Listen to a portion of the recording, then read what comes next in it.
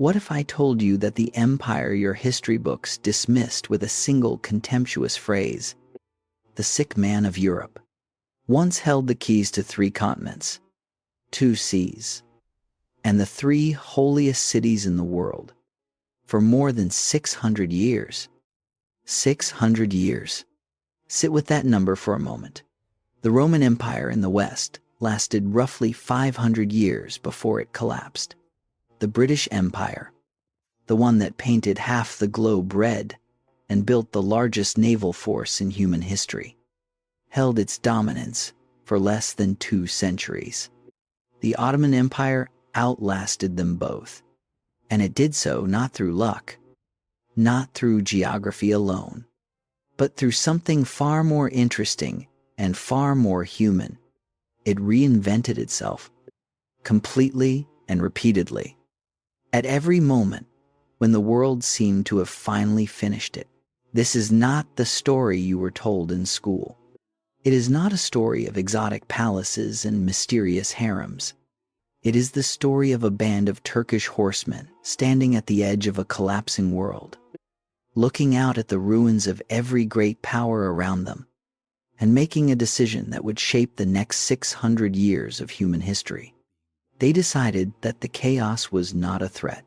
It was an invitation. The empire they built would stretch from the gates of Vienna to the deserts of Arabia, from the Black Sea to the shores of North Africa. It would shelter Jews fleeing Christian persecution when Christian Europe was burning them. It would produce legal codes more tolerant than much of what the medieval West could offer. And it would also produce a genocide. It would build cities of extraordinary beauty, and it would destroy cities of extraordinary beauty. It would be, in other words, exactly what every great civilization has always been: magnificent and terrible, sometimes in the same breath. And when it finally fell, it did not go quietly. The borders it drew, or failed to draw, the promises it made and broke, the peoples it united and the peoples it tore apart, are still shaping wars and revolutions and political crises right now, today. In the world you woke up in this morning, this is the entire history of the Ottoman Empire.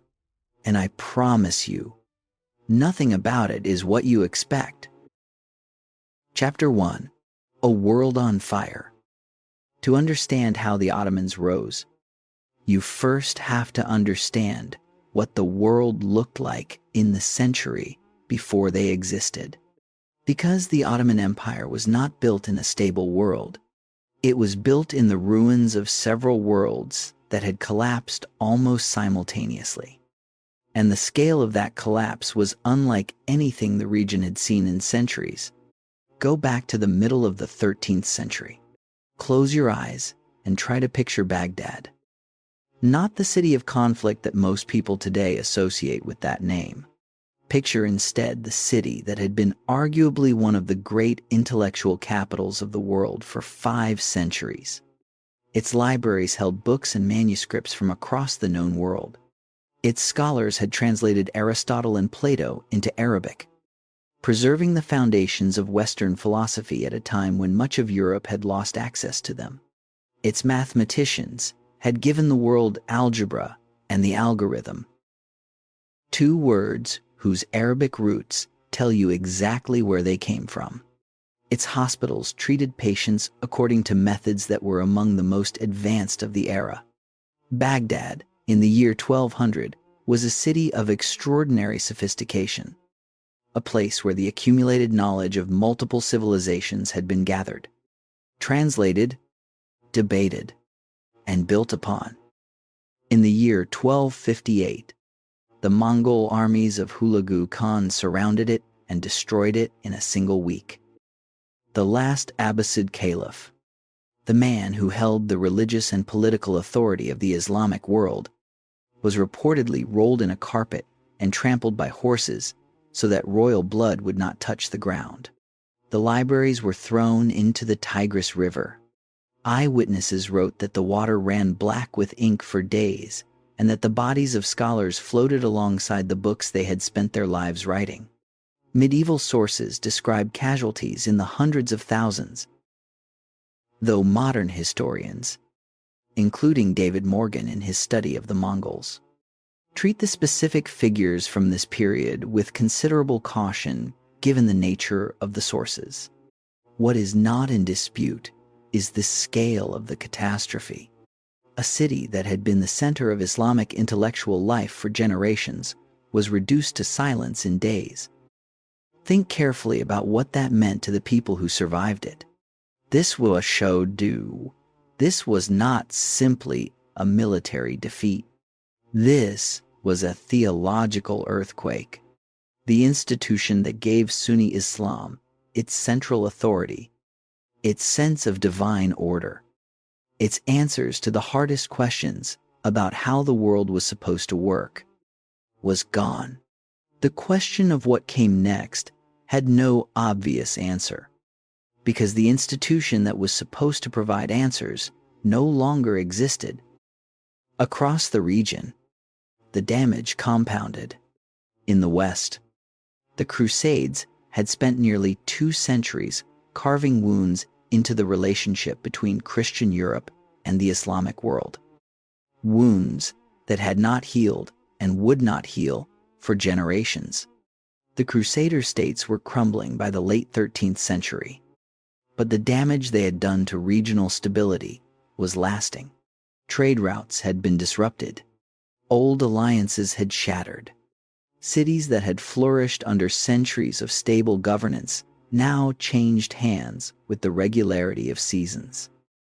And in the center of all this, in the peninsula we now call Anatolia, the territory of modern Turkey, something was happening in the wreckage that would have seemed impossible to predict from within the chaos. An opportunity was forming.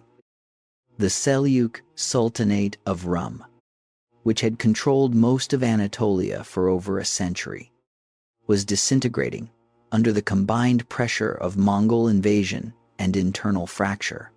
By the late 13th century, it had effectively dissolved into a patchwork of small independent Turkish principalities called beyliks. Each one was essentially a warlord's territory, a local strongman holding whatever land he could defend and raiding whatever land he could reach. On the western edge of Anatolia, the Byzantine Empire, the eastern remnant of Rome that had ruled from Constantinople for nearly 1,000 years, was still technically present but deeply diminished.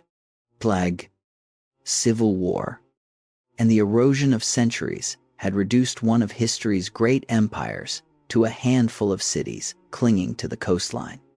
Too weak to reconquer its lost territory, and too proud to admit how much ground it had already surrendered. The historian Cemal Kafadar, in his landmark study Between Two Worlds, published in 1995, argued that the Anatolian frontier in the late 13th century was unusually open in ways that had few parallels elsewhere in the medieval world.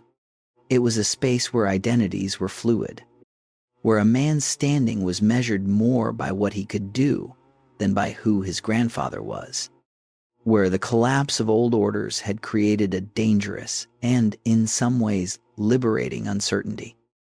Old rules had lost their enforcers. The field was open to anyone with enough vision and enough will. Into that field came a man named Osman, and the world he entered would not look the same after him. Here is what we actually know about Osman. Stripped of the layers of legend that accumulated around him over the centuries, he was the leader of a small Turkish tribal group called the Kai, settled in the region of Sevket in northwestern Anatolia, right on the edge of Byzantine territory. His father Ertugrul had been a minor tribal chief who had carved out a modest position of stability in an unstable landscape. When Ertugrul died, sometime around 1280, Osman inherited leadership of a group that numbered perhaps a few thousand people: warriors, herders, farmers, and their families. living in the borderland between the retreating Byzantine world and the fragmenting Seljuk one. He had no palace. He had no treasury. He had no claim to royal blood that any outside power would have recognized. By the standards of the great civilizations surrounding him, Osman was a minor figure on the edge of everyone else's story. But Osman had something that palaces and treasuries cannot manufacture. He had a story. The story, recorded in Ottoman chronicles written generations after his death and shaped by the political needs of his descendants, described a dream. Osman slept in the house of a holy man named Sheikh Edebali and dreamed that a moon rose from the holy man's chest and sank into his own. From his navel grew a great tree, whose shade spread to cover mountains and valleys, whose roots reached the Tigris and Euphrates and the Nile and the Danube, whose branches sheltered cities and whose leaves rustled with the sound of prayers. When he woke, the holy man told him that his descendants would rule the world. Was this dream real in any literal sense? Almost certainly not. The story has every hallmark of a founding myth constructed after the fact, designed to give a dynasty the divine mandate it needed to justify its power. But that does not make it unimportant. It makes it essential. The dream story did what every great founding myth does throughout human history. It transformed a historical accident. One tribal leader in the right place at the right time, with the right combination of qualities, into something that felt like inevitability. It told Osman's followers, and every generation that came after them, that their empire was not the product of ambition and circumstance. It was the fulfillment of a plan larger than any single man. If you have watched histories of other great civilizations, you will recognize this structure immediately. The Mexica followed their god's promise to an island in a lake. The Romans traced their founding to divine intervention and the blood of Troy. Every great civilization needs to believe its rise was not accidental. The story comes first. The empire follows. What made Osman's position genuinely powerful, beyond the mythology, was geography. Sitting on the Byzantine frontier meant constant access to conflict. And conflict meant opportunity. The concept of the Ghazi, the Muslim frontier warrior fighting in the borderlands, gave Osman a recruitment tool that reached beyond his own tribe. Warriors from across Anatolia, men with little to lose and much to gain, were drawn to a frontier where fighting was constant and the rewards in land and resources were real. But Osman was not simply raiding. He was building. Every successful campaign brought more fighters. Every new fighter needed land and reward. Every grant of land created a man with a personal stake in Osman's continued success. The system fed itself, and Osman understood it with the instincts of someone constructing something meant to outlast him. His first major recorded military victory came around 1301, when his forces defeated a Byzantine army at the Battle of Bapheus near the city of Nicomedia. By the standards of world history, this was not a significant engagement, but symbolically it mattered. A minor Turkish frontier leader had met an imperial Byzantine army in open battle and won. Word spread across the fractured landscape of Anatolia. The momentum shifted. Osman died sometime around 1324. The exact date is uncertain, which tells you something about how little the outside world paid attention to him while he lived. He had spent his entire life on the margins of recorded history, building something that the great powers of his era barely noticed. They would notice soon enough, because Osman had done something more important than winning battles.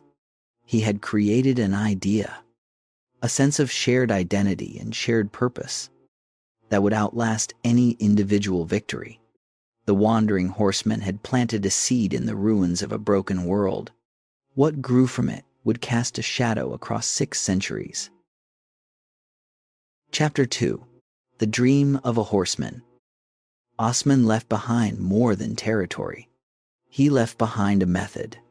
And the man who inherited that method, his son Orhan, understood it with a clarity that would transform a frontier beylik into the foundation of an empire. Orhan took control of the growing state sometime around 1326. The same year, Ottoman forces captured Bursa after a siege that had lasted nearly a decade. Bursa was not just a military prize. It was a declaration, a real city, with walls and markets and mosques and a history stretching back to antiquity, had fallen to the sons of a frontier horseman. Orhan made it his capital, and in doing so, he announced something unmistakable to every power watching from a distance. This was no longer a raiding band. This was a state. What separates Orhan from the many other beylik leaders who rose and fell in the same era is that he understood something they did not. Capturing territory was the easier part. Governing it was the real test. And governance required something that battlefield courage alone could not provide. It required institutions. Orhan began building them with a deliberateness that historians who study this period still find striking. He established a rudimentary administrative system. He appointed judges to apply Islamic law in the territories he controlled. He began minting his own coins, which in the medieval world was among the clearest signals of genuine sovereignty. He was not performing statehood. He was constructing it with the patience of someone who intended what he made to outlast him. He also made a marriage decision that would shape Ottoman history for generations.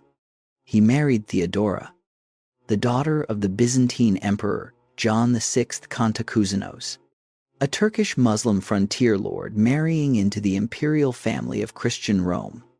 The arrangement unsettled observers on both sides. But Orhan understood what he was acquiring. Not simply a diplomatic alliance, but a form of legitimacy. A living connection to the oldest and most prestigious political institution in the region. The Ottomans had always been willing to acquire through marriage what they could not take by force alone.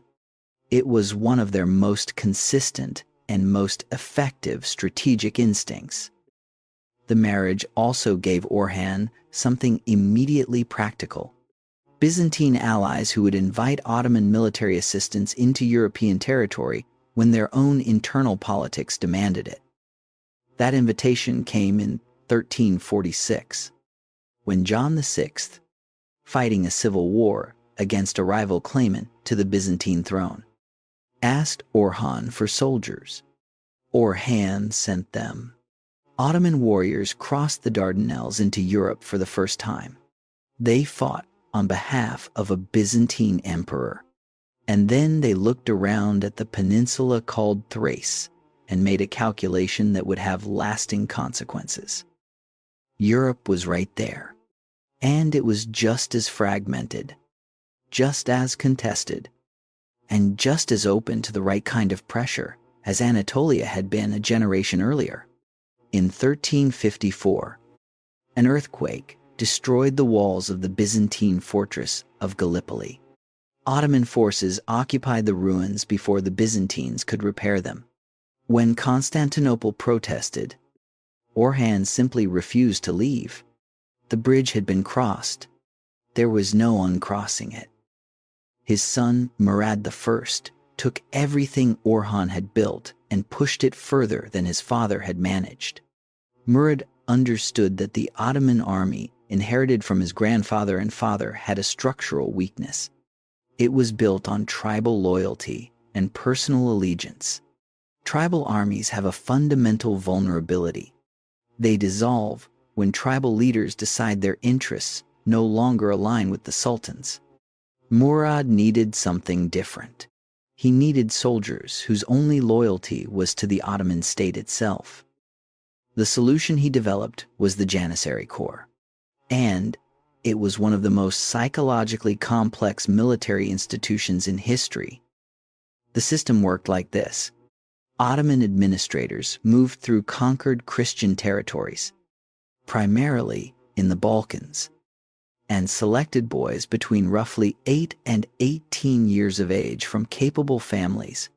These boys were taken from their homes, converted to Islam, given an intensive education in Ottoman language, law, and military skills, and inducted into an elite force that owed its entire existence, its identity, and its future to the Sultan personally. The system was called Devshirme, which translates roughly as collection or gathering, a word that manages to sound almost administrative for something that was, by any honest description, the systematic removal of children from their families. Was it cruel? Without question. The families had no say. The boys lost their original names, their religion, their cultural identity, and any connection to the world they had known. But the system produced results that are difficult to separate from their moral cost. The Janissaries became arguably the most feared and effective military force in the region.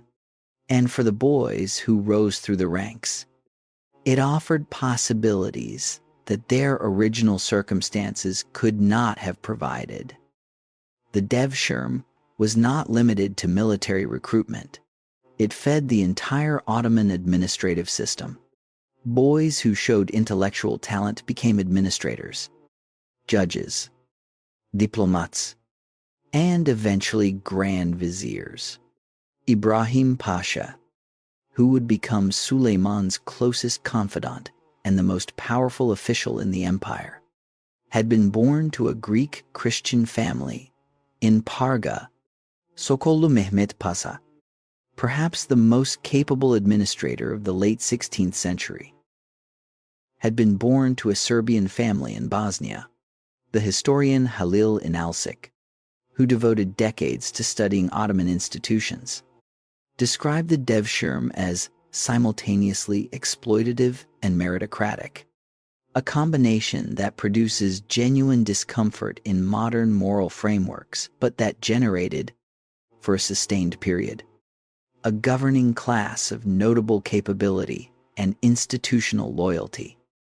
Murad I also pushed the Ottoman frontier deep into Europe, taking Adrianople in 1369 and renaming it Edirne, making it his new capital. The center of Ottoman power was now in Europe. Looking back toward Anatolia, the empire had reoriented itself in a way that announced its intentions to anyone paying attention.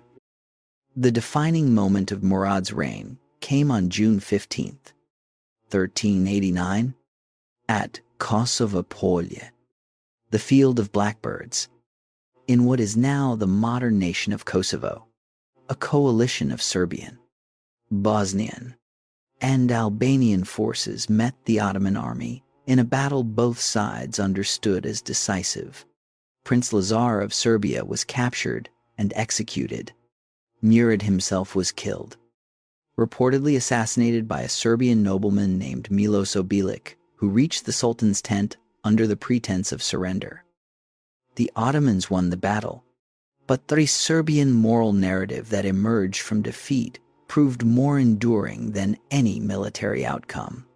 Kosovo became a wound in Serbian cultural memory, a moment of sacrifice that defined national identity across centuries.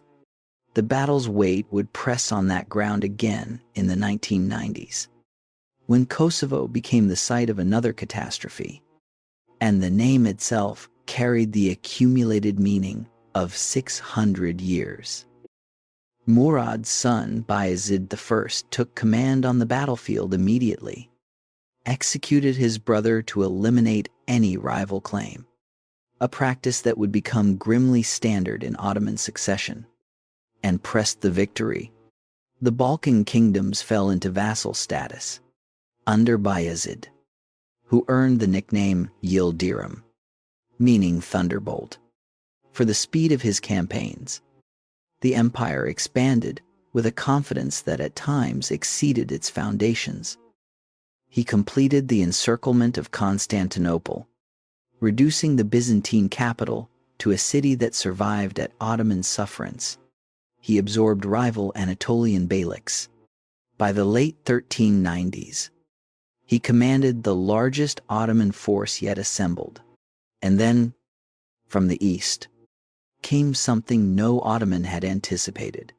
His name was Timur, and he was about to demonstrate that even the most confident empires have limits they have not yet discovered. Chapter 3. The Edge of the Abyss. There is a particular kind of disaster that only comes to the powerful, the kind that arrives not from the direction you were watching, but from the one you had stopped worrying about. Timur, known in the West as Tamerlane, was, by 1399, arguably the most formidable conqueror operating anywhere on earth. Born near Samarkand, in what is now Uzbekistan, he had spent 30 years building an empire that stretched from Delhi to Damascus. The historian Beatrice Forbes Manz, in her authoritative study of Timur, published in 1989, describes a ruler who combined strategic brilliance with deliberate terror used as an instrument of political domination. He built towers of skulls outside cities that had resisted him. He was also a sophisticated patron of architecture and scholarship, whose court at Samarkand was one of the notable cultural centers of the medieval world. The contradiction between those two things was not incidental to who he was. It was the point. Timur viewed Bayezid I with professional rivalry and personal contempt. Bayezid had sheltered enemies of Timur. He had sent letters that, depending on whose translation you trust, ranged from diplomatically blunt to personally insulting, and he had allowed Timur to conclude that he was not being taken seriously. That conclusion proved to be one of the most consequential miscalculations in Ottoman history. Timur arrived in Anatolia in 1402 with a force that contemporary sources described in numbers that most modern historians consider exaggerated, but that nonetheless point toward an army of overwhelming scale. The more reliable scholarly estimate, derived from analysis of logistical records and campaign accounts, places Timur's force at somewhere between 140,000 and 200,000 men, which was more than sufficient for what followed. The two armies met at the Battle of Ankara on July 28, 1402. What happened was not simply a military defeat. It was a structural collapse from within. Bayezid's Anatolian vassals, the beylik rulers he had absorbed into his empire through pressure and conquest over the previous decades, switched sides during the battle. Timur had promised them the restoration of their independence, and they accepted the offer without hesitation.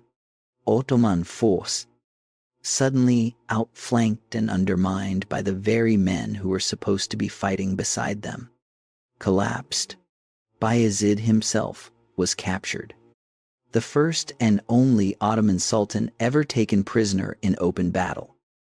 What happened to Bayezid in captivity has been debated for 6 centuries.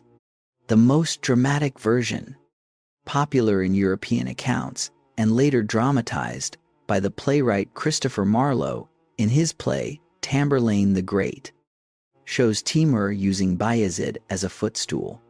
Beatrice Forbes Manz and most modern historians treat this as mythology constructed after the fact. What is established is that Bayezid died in captivity in 1403, within months of his defeat. What is not in doubt is what his capture meant for the empire he had built. The Ottoman state, which had seemed on the verge of becoming the dominant power of the Eastern Mediterranean, was suddenly leaderless. Its Anatolian territories had been stripped away. Its European holdings were cut off from their administrative center. Its reputation for military strength, among the most valuable assets any expanding power possesses, had been shattered in a single afternoon. What followed was the interregnum, lasting from 1402 to 1413, and it was the most dangerous passage in Ottoman history since the founding. Bayezid had left behind 4 sons: Suleiman, Isa, Musa, and Mehmed, each controlling a fragment of the weakened empire, and each with every reason to eliminate the others. For 11 years, the empire bled internally. Suleiman controlled the European territories and made concessions to the Byzantines and Venetians that would have horrified his father. Musa attempted to rally the Balkan frontier forces. Mehmed, operating from Anatolia with the backing of the local population and what remained of the Ottoman administrative class, fought with a patience and consistency that his brothers could not match. In 1413, Mehmed cornered and killed his last surviving brother Musa in battle near Samarkand. The interregnum was over. Mehmed I was sultan of a reunified but deeply wounded empire. There is something worth pausing on in the days after that final battle, something that the historical sources suggest rather than record in detail. When news spread that the civil war was over, that a single sultan now ruled and the long bleeding had stopped, the response across the empire was not simply political relief. Contemporary Ottoman chronicles describe a return of ordinary activity, of markets reopening and administrative decisions being made and enforced. That implies a deeper kind of institutional memory reasserting itself. The empire had not forgotten what it was. It had simply been waiting for the chaos to stop so it could remember. Merchants began restocking. Farmers began investing in coming harvests. Judges began enforcing laws with the confidence that the verdicts would hold. The institutional framework that Orhan and Murad I had built, the administrative habits and the culture of state loyalty, had survived the civil war intact because those habits were larger than any individual. That was Mehmed I's most important inheritance and his most important gift to his successors. He had not rebuilt the empire from scratch. He had allowed it to return to itself. He died in 1421, succeeded by his son Murad II, who spent much of his reign managing the aftershocks of the interregnum and eventually restoring the empire's confidence, defeating a Hungarian-led crusade at the Battle of Varna in 1444. But here is what the interregnum actually teaches, and it is worth pausing on because it cuts against the way we usually think about powerful institutions. The Ottoman Empire was not destined to survive. It came within a single battle of permanent dissolution at Ankara. What saved it was not any individual's genius. It was institutional depth. The administrative systems that Orhan and Murad I had built, the trained officials, the legal frameworks, the culture of loyalty to the state rather than to any individual, proved resilient enough to survive the destruction of the man at the top. The empire had become larger than any single sultan. That, more than any battlefield victory, was the achievement that made everything which followed possible. Timur had destroyed Bayezid I. He had not destroyed the Ottoman idea. The difference between those two things was the entire future. Murad II had a son, born in 1432, who, from an early age, showed an intelligence so focused and an obsession so consuming that it unsettled the people around him. The boy was absorbed by a single subject, Constantinople.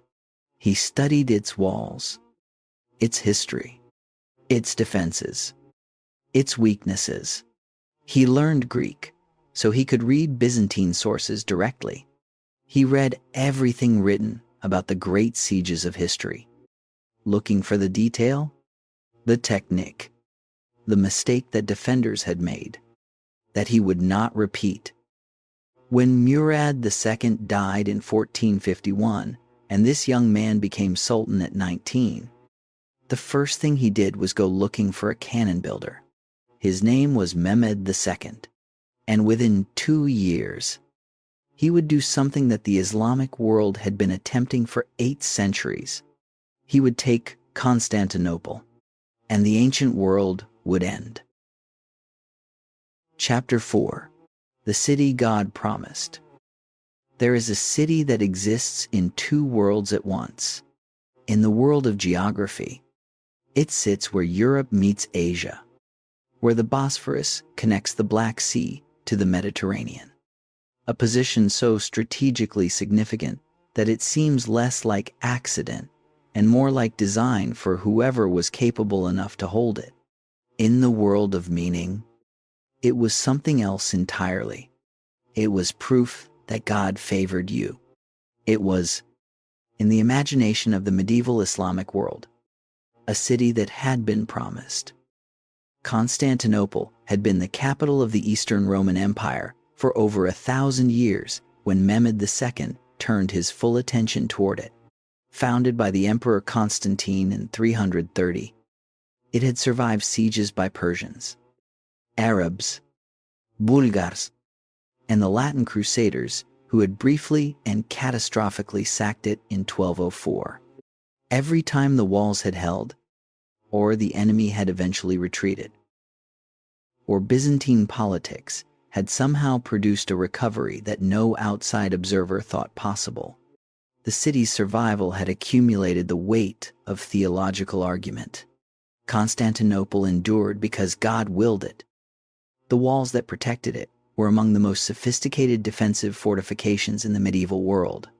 The Theodosian land walls, built in the 5th century, stretched nearly 6 kilometers across the peninsula, with an outer wall, a middle wall, a massive inner wall rising to 12 meters, and a deep flooded moat in front of everything.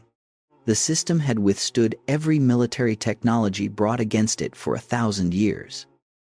A saying attributed to the Prophet Muhammad himself had circulated for centuries in Islamic tradition, describing the eventual conquest of Constantinople as destined. The commander who achieved it would be blessed. The army that achieved it would be blessed. 8 centuries of attempts had not produced that result. Mehmed II had decided before he became sultan that he would be the one who finally delivered on the promise. The court he inherited was not entirely confident in him. He had briefly been sultan at 12, when his father temporarily abdicated, and the experiment had ended badly when foreign powers immediately tested the young ruler and found him wanting.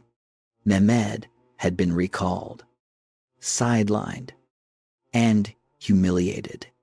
The memory of it sat in him for years with the particular intensity of a man who has been underestimated by people he intends to outlast. When he became sultan permanently in 1451, the cautious, diplomatic approach of managing Constantinople rather than conquering it was finished. He had already been planning the siege before his father's death. His first step was a fortress. In 1452, Mehmed ordered the construction of Rumeli Hisari, a massive castle on the European shore of the Bosphorus, directly across from an existing Ottoman fortress on the Asian side. Together, the 2 structures controlled the strait completely, cutting Constantinople off from naval resupply from the Black Sea. The Byzantines watched from their walls with clear understanding of what this meant and no ability to stop it. When a Byzantine ship attempted to sail past without permission, Ottoman guns sank it and the commander was executed. The message required no translation. Byzantine Emperor Constantine XI Palaiologos sent envoys to every Christian power in Europe, appealing for help with a desperation that the historical record preserves in painful detail. The responses constituted one of the most complete collective failures in medieval European history. Venice sent a small fleet. Genoa sent one commander, the skilled mercenary Giovanni Giustiniani Longo, with 700 soldiers. The Pope offered assistance conditional on the Byzantine Church accepting reunion with Rome under papal authority, a condition so politically toxic in Constantinople that it produced riots in the streets. The Holy Roman Emperor was absorbed in other crises. France and England were finishing their own long war. Constantinople was going to face Mehmed II essentially alone. Against it, Mehmed assembled something the world had not seen before: his army, which the historian John Haldon and other military historians estimate at between 60,000 and 80,000 men, based on Ottoman logistical records, was formidable in scale.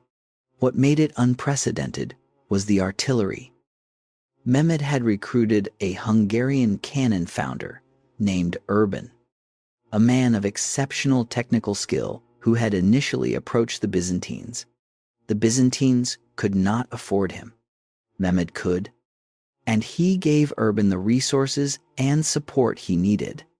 Urban built for Mehmed what became known as the Great Bombard, approximately 8 meters long, capable of firing a stone ball weighing around 500 kilograms. It required 60 oxen and 200 men to transport. It could fire only 7 times per day because the barrel needed to cool and be carefully repacked between shots. But when it fired, the ground shook for miles, and the balls it launched had force enough to crack walls that had stood impregnable for 1,000 years. The siege began on April 6, 1453. The great guns worked day after day at the same sections of wall, creating rubble that would eventually serve as ramps for assault troops. The defenders, numbering perhaps 7,000 soldiers of various nationalities against tens of thousands of attackers, worked through every night, repairing the damage with rubble and wood and packed earth. It was a holding action that could not continue indefinitely, and everyone on those walls understood that. At sea, the Ottoman fleet controlled the Bosphorus but could not enter the Golden Horn, the natural harbor protecting Constantinople's northern walls, because the Byzantines had stretched a massive chain across its mouth. The chain held for weeks. The northern walls remained the safer sector. The naval stalemate threatened to drag the siege out long enough for something to change in Europe, for a relief force to somehow materialize, despite all evidence to the contrary. Then Mehmed did something that the defenders had not anticipated and that military historians still discuss as one of the more remarkable engineering achievements of the medieval world. He had a road built across the hills behind the Genoese colony of Galata, on the northern shore of the Golden Horn. He had his ships hauled out of the water, placed on greased wooden cradles, and dragged overland across those hills and relaunched into the harbor from the other side of the chain. Somewhere between 70 and 80 ships, according to most contemporary accounts, were moved overland in a single night. When the defenders woke on the morning of April 22nd, they found an Ottoman fleet inside their harbor, attacking the northern walls that had been their most secure sector. The psychological impact was immediate and devastating. If the Ottomans could move a fleet over a hill, what could they not do? Constantine XI appealed to Europe one final time. Nothing came. He reportedly gathered his commanders and told them the city deserved defenders of the same quality as those who had held it through the centuries before them. He would not surrender. He would not flee. He would stand on the walls with his soldiers until the end. The final assault came on the night of May 28th into the morning of May 29th. 1453. Mehmed sent wave after wave of troops against the land walls, beginning with irregular forces meant to exhaust the defenders, then the Anatolian regulars, then finally the Janissaries, fresh and disciplined and trained for exactly this moment. Giovanni Giustiniani, the Genoese commander who had been the backbone of the defense, was wounded in the fighting and carried from the walls. His departure broke the organized resistance. A small gate in the walls called the Kirkaporta, left unlocked by mistake, was found by Ottoman soldiers who poured through it before anyone could stop them. Constantine XI removed his imperial regalia and fought as a common soldier in the final chaos. He was never found afterward. His body was never identified with certainty. He disappeared into the fall of his city, and that disappearance gave him a legend that survived everything else. Some accounts written in the decades after the conquest described him as sleeping beneath the walls, a marble emperor who would wake when his city needed him again. He did not wake. The city fell. Mehmed II rode into Constantinople on the afternoon of May 29th, 1453. He went first to the Hagia Sophia, the great cathedral that had been the spiritual center of Eastern Christianity for nearly 1,000 years. He dismounted, picked up a handful of earth, and poured it over his turban in an act of humility before God. Then he ordered the building converted to a mosque. The bells that had called Christians to prayer fell silent. The call to prayer replaced them. The Byzantine Empire was over, the direct continuation of the Roman state, the civilization that had preserved Greek philosophy, Roman law, and Christian theology through the darkest centuries of European history, had ended on a Tuesday morning in May. And here is the consequence that most history teachers never connect to this moment. Portuguese sailors had already been pushing south along the African coast for decades under the initiative of Prince Henry the Navigator, searching for a sea route to Asia that would bypass the overland routes through the Islamic world. They had been doing this since the 1430s. The fall of Constantinople in 1453 added significant new urgency, political pressure to that project. The Ottoman Empire now controlled the land approaches between Europe and Asia more completely than any previous power. And the cost of moving goods through Ottoman-controlled territory made alternative routes a matter of economic survival rather than mere ambition. Within 40 years, Bartolomeu Dias had rounded the Cape of Good Hope. Within 50 years, Vasco da Gama had reached India by sea. Within 45 years, a Genoese navigator named Christopher Columbus, seeking a westward route to Asia, sailed into a world that Europe did not know existed.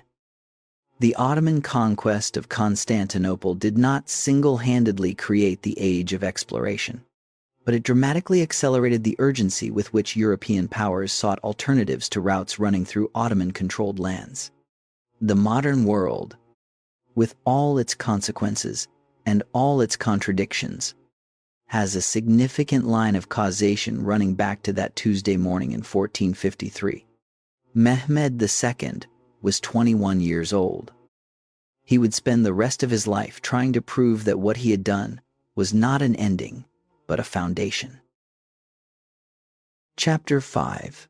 The Lawgiver and the Woman Who Changed Everything. Hold the full picture in your mind for a moment. It is the middle of the 16th century. In England, Henry VIII has broken with Rome over his right to divorce his wife and is burning people on both sides of the theological argument with an impartiality that satisfies no one. Religious wars between Catholics and Protestants are producing violence across France and Germany that contemporaries struggle to describe in any terms other than divine punishment. The Spanish Inquisition is operating with an institutional thoroughness that would become a byword for religious persecution in later centuries. These are real events happening to real people, and the suffering they produced was genuine. It is also true, and this is the part that tends to be missing from the standard account, that Europe in this same period was producing Erasmus and Montaigne and Leonardo and the early foundations of what would become the scientific revolution. The 16th century in Europe was simultaneously a century of religious violence and a century of extraordinary intellectual energy.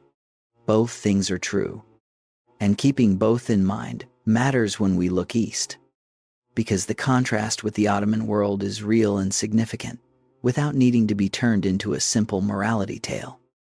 Now look east. In Istanbul, a sultan named Suleiman sits at the center of an empire stretching from Budapest to Baghdad, from Algiers to Aden. His court attracts scholars, artists, and merchants from across the known world. Jewish communities expelled from Spain in 1492 have been living in Ottoman cities for 2 generations now. Their skills in medicine, finance, and scholarship explicitly valued by the state that welcomed them. Christian communities worship according to their own rites under Ottoman legal protection. The empire's Grand Vizier, Ibrahim Pasha, was born into a Greek Christian family and rose through decades of distinguished Ottoman service to become the closest confidant of the most powerful ruler in the world. This is not paradise without shadow. The same empire that sheltered Jewish refugees also conducted brutal campaigns against subject peoples who resisted.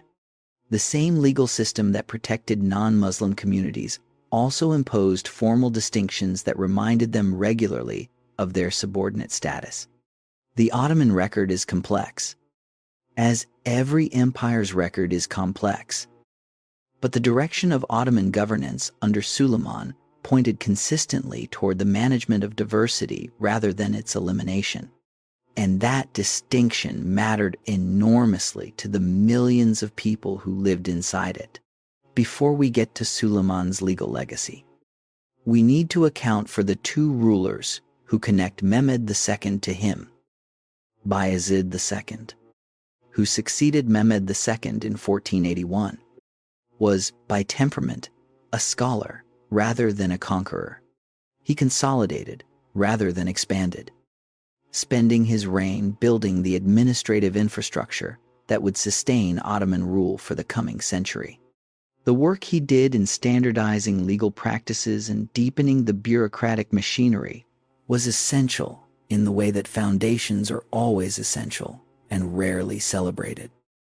It was Bayezid II who, in 1492, made one of the more consequential humanitarian decisions in Ottoman history, when Ferdinand and Isabella of Spain expelled all Jews from their territory with the Alhambra decree. Bayezid sent the Ottoman fleet to bring them to Ottoman lands.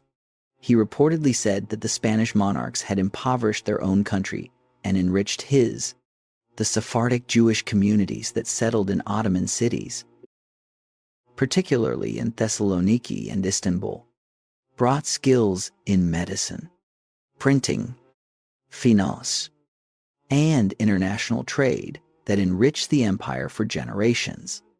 They maintained their own language, Ladino, a form of medieval Spanish, in Ottoman cities for 5 centuries.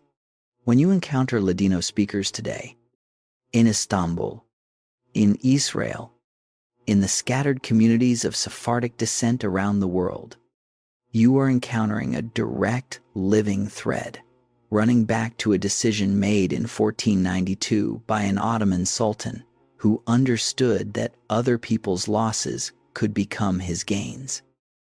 Selim I, who forced Bayezid II from power in 1512 through a Janissary-backed revolt and eliminated his brothers to prevent rival claims, reigned for only 8 years, but reshaped the empire more thoroughly than many rulers who sat on the throne for decades. He turned east rather than west, defeating the Safavid Persian Empire at the Battle of Chaldiran in 1514, an engagement that helped fix the Sunni-Shia geographical divide in ways that continue to structure Middle Eastern politics today. Then he swept south, conquering Syria, Palestine, and Egypt from the Mamluk Sultanate in a campaign of remarkable speed that brought Mecca and Medina under Ottoman control and gave the Sultan a claim to the Caliphate, to spiritual authority over Sunni Muslims worldwide, that fundamentally transformed the empire's relationship with the Islamic world. When Selim I died in 1520, he left his son the wealthiest and most strategically positioned empire of the era. That son was Suleiman, and what he made of his inheritance was remarkable.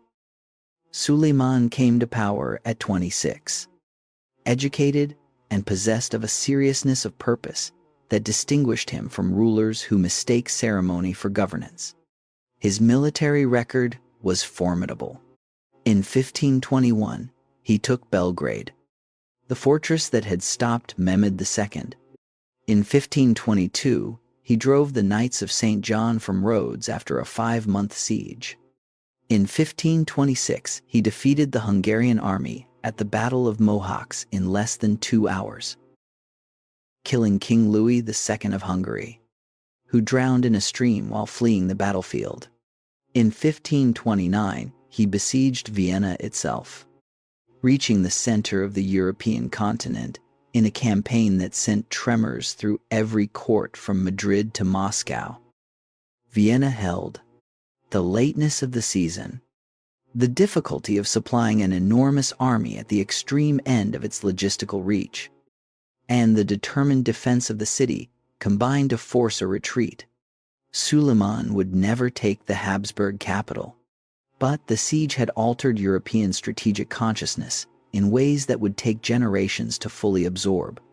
For decades afterward, the question that haunted European chancelleries was not whether the Ottomans could reach Vienna again, but when. His true legacy, however, was not military. It was legal. Ottoman law before Suleiman was a patchwork. Islamic Sharia applied inconsistently across different territories. Local customary law that varied from province to province, and imperial decrees accumulated without systematic organization over 2 centuries of expansion. Working with the legal establishment headed by his chief legal scholar Ebusud Effendi, a name pronounced roughly as Ebuz Sud Effendi, Suleiman pursued across his long reign the enormous task of harmonizing this landscape into a coherent system. The result was one of the more sophisticated legal frameworks of the 16th century world.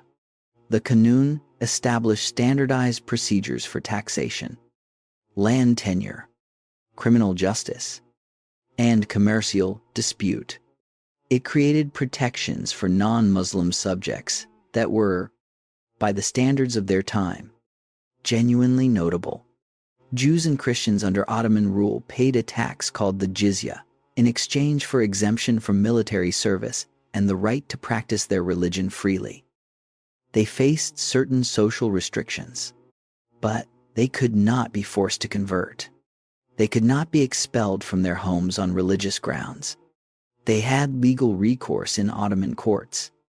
The Kanun was not a perfect document, and its application varied considerably across the empire's vast territories. But as a legal framework, it represented a genuine attempt to govern extraordinary diversity through consistent rules rather than through arbitrary power. The millet system, which organized non-Muslim communities as self-governing entities under their own religious leaders, reached its most developed form under Suleiman's reign. The Greek Orthodox community, the Armenian community, the Jewish community, each maintained their own internal institutions, their own schools, their own courts for internal disputes.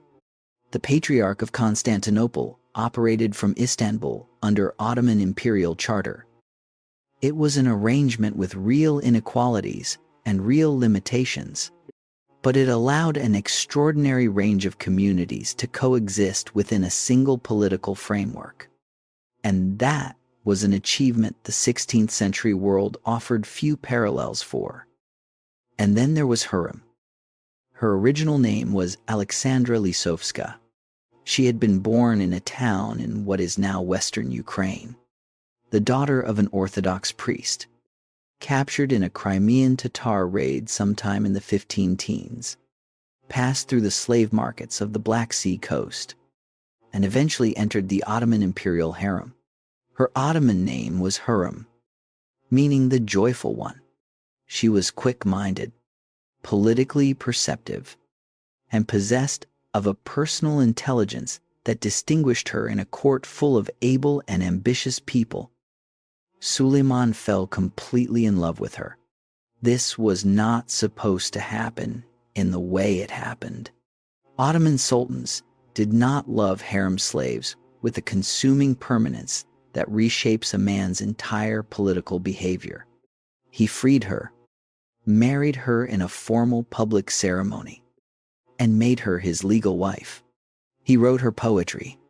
The historian Leslie Peirce, in her landmark study The Imperial Harem, published in 1993, analyzes their correspondence as evidence of a genuine intellectual and emotional partnership that was unusual in the Ottoman imperial record by any standard of comparison. But Hurrem was not only a romantic figure. She was a political force of the first order. Her most consequential intervention concerned the succession. Suleiman had an older son, Mustafa, born of an earlier relationship, who was by widespread assessment the most capable of the imperial princes, admired by the Janissaries, respected by the court, and widely expected to be a formidable sultan. Hurrem had her own sons, and their inheritance depended on Mustafa not reaching the throne. Over years of careful work, Hurrem and her ally, the Grand Vizier Rustam Pasha, built a case against Mustafa, cultivating suspicions that eventually convinced Suleiman that his most capable son was plotting against him. In 1553, Suleiman summoned Mustafa to his tent and had him strangled. Contemporary accounts describe Suleiman watching through a curtain as the execution was carried out. Whether Mustafa was genuinely plotting treason or was the victim of a court conspiracy is a question Ottoman historians have debated for 5 centuries.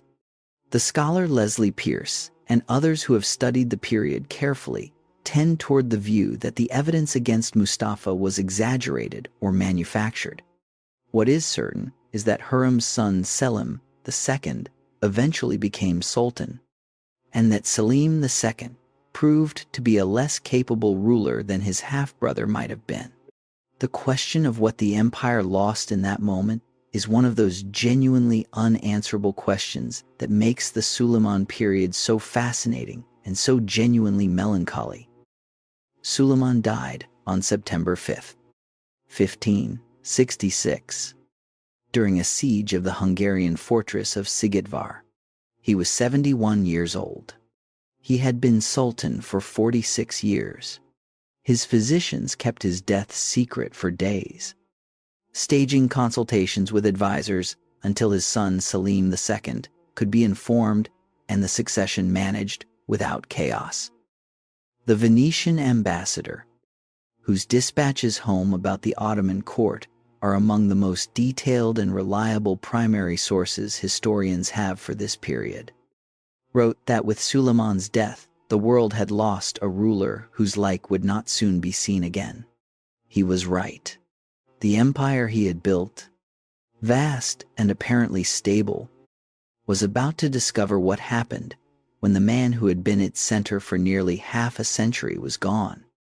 The cracks were already there. They ran deeper than anyone in Istanbul was willing to admit. Chapter 6: The Machine That Ran the World. To understand how the Ottoman Empire actually functioned at its peak, you have to set aside the idea that it was a medieval institution in any simple sense. What the Ottomans built was something closer to a sophisticated administrative state. Imperfect and often brutal, but systematic and self-conscious in ways that many contemporary European kingdoms were not. Start with the scale. At its height under Suleiman and his immediate successors, the Ottoman Empire governed somewhere between 15 million and 30 million people across 3 continents. These people spoke dozens of languages and practiced 3 major world religions and scores of smaller ones. They lived in climates ranging from the freezing winters of the Balkan Mountains to the scorching deserts of Arabia. They farmed, traded, fished, herded, manufactured, and prayed in ways that varied enormously from one corner of the empire to another. And they all ultimately answered to a single institution centered in Istanbul. How do you hold that together?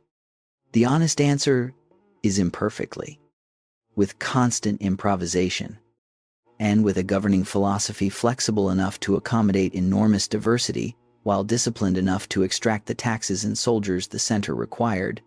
The Ottoman developed that philosophy over 2 centuries of trial and error.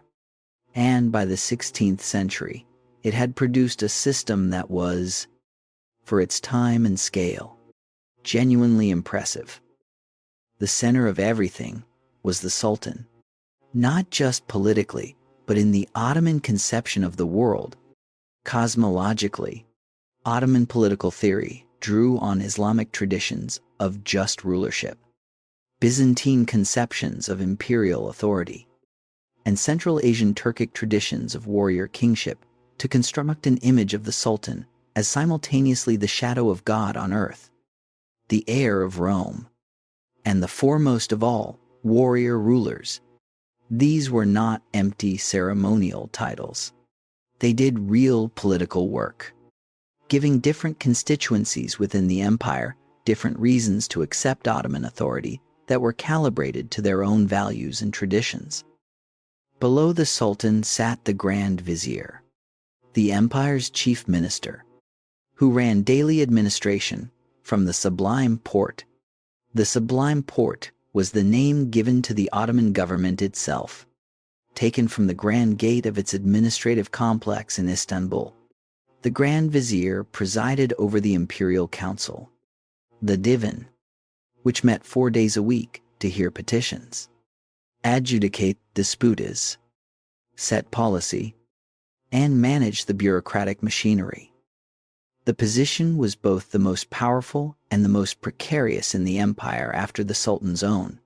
Between 1517 and 1630, the empire had 32 different Grand Viziers, an average tenure of roughly 3.5 years. Some served for decades. Others lasted months.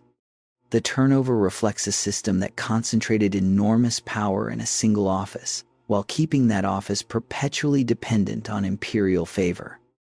The palace education system that fed this administrative structure deserves more attention than it usually receives. Students moved through progressively advanced programs over years of careful study, with the most talented advancing toward the inner palace and eventually toward the highest positions in imperial service. A boy born to a Greek farmer in Macedonia who showed exceptional ability could, over decades of dedicated service, become Grand Vizier of the most powerful empire of his era. Several did. Ibrahim Pasha, born in Parga to a Greek Christian family, rose to become Suleiman's closest confidant and the most powerful man in the empire after the Sultan himself. Sokollu Mehmed Pasha, born in Bosnia to a Serbian family, became Grand Vizier under 3 successive sultans and held the empire together through the critical decades after Suleiman's death. These were not exceptions to the Ottoman system. They were its finest products. And the fact that they existed at all tells you something important about what the system was capable of when it was working as intended.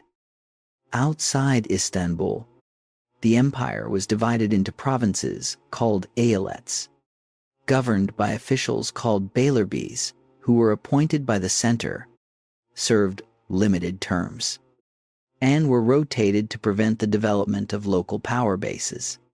The system created layers of accountability that made outright corruption more difficult, though never impossible, and kept the provinces connected to Istanbul through chains of appointment and tribute.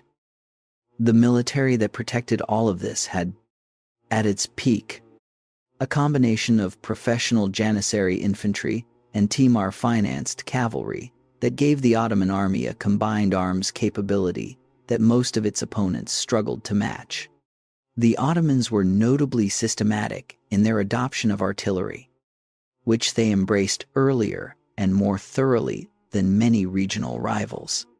From the great guns that broke the walls of Constantinople to the field artillery that proved decisive at Mohacs, Ottoman investment in gunpowder weapons was consistent and strategically sophisticated. And then there was an architect who changed what cities could look like. His name was Sinan. He was born around 1489, probably in Anatolia, and entered Ottoman service through the Devshirme system as a young man. He trained as a military engineer, serving in campaigns from Rhodes to Baghdad, learning the practical engineering problems of an empire that was constantly building and destroying.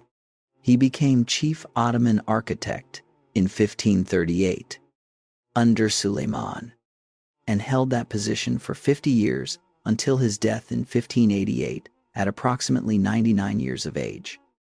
In those 50 years, Sinan designed or supervised the construction of over 300 structures across the empire: mosques, schools, hospitals, bridges, aqueducts, and caravanserai.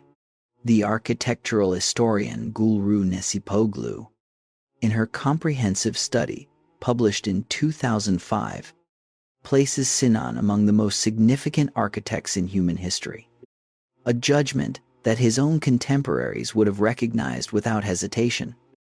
His masterpiece is the Selimiye Mosque in Edirne, completed in 1575, whose central dome surpasses in diameter the Hagia Sophia that had defined the limits of Byzantine engineering for 1,000 years. His most beloved work is the Süleymaniye Mosque in Istanbul, completed in 1557. Built on a hilltop overlooking the Golden Horn so that it could be seen from miles across the water, its 4 minarets rising above a skyline that Sinan had largely shaped himself. Contemporary European visitors to Istanbul wrote descriptions of the Süleymaniye that try to find words adequate for what they were seeing and consistently fall short. The Venetian diplomatic dispatches of the period, which are among the most detailed records of life in 16th century Istanbul, describe visitors stopping on the approach to the city when the mosque first came into view across the water. Unable to continue without pausing, what they were responding to was not simply scale, though the scale was extraordinary. It was the relationship Sinan had created between the building and its landscape, the way the mosque seemed to grow from the hill rather than sit upon it, the way its silhouette against the sky looked both inevitable and miraculous. Walk into the Süleymaniye today and you will understand what the dispatches were reaching for.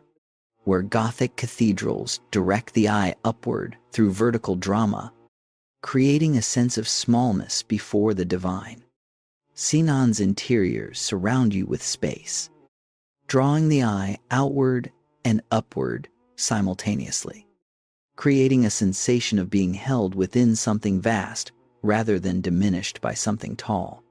It is a different relationship with the sacred expressed in stone, and it was being built while Michelangelo was completing the dome of St. Peter's Basilica in Rome.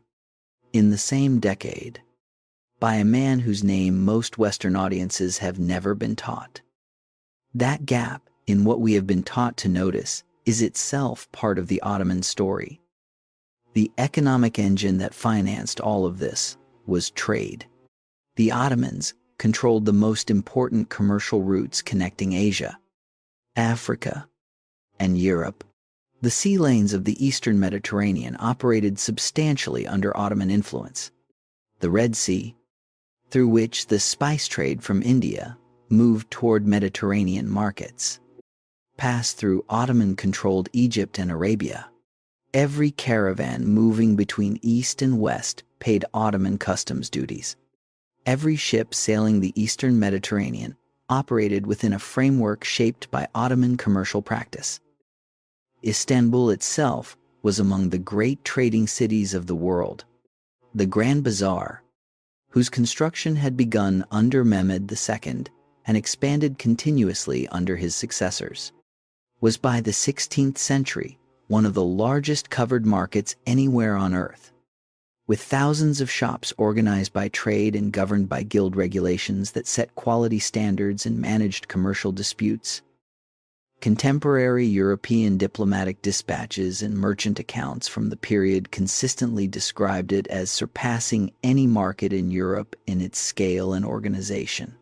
The variety of goods available, the speed of transactions, and the sophistication of the commercial disputes being adjudicated on the spot all impressed visitors who arrived expecting something more primitive and found something more advanced. But here is what most histories of Ottoman prosperity pass over. The very success of the empire in the 16th century was planting seeds of difficulty that would take a century to fully germinate.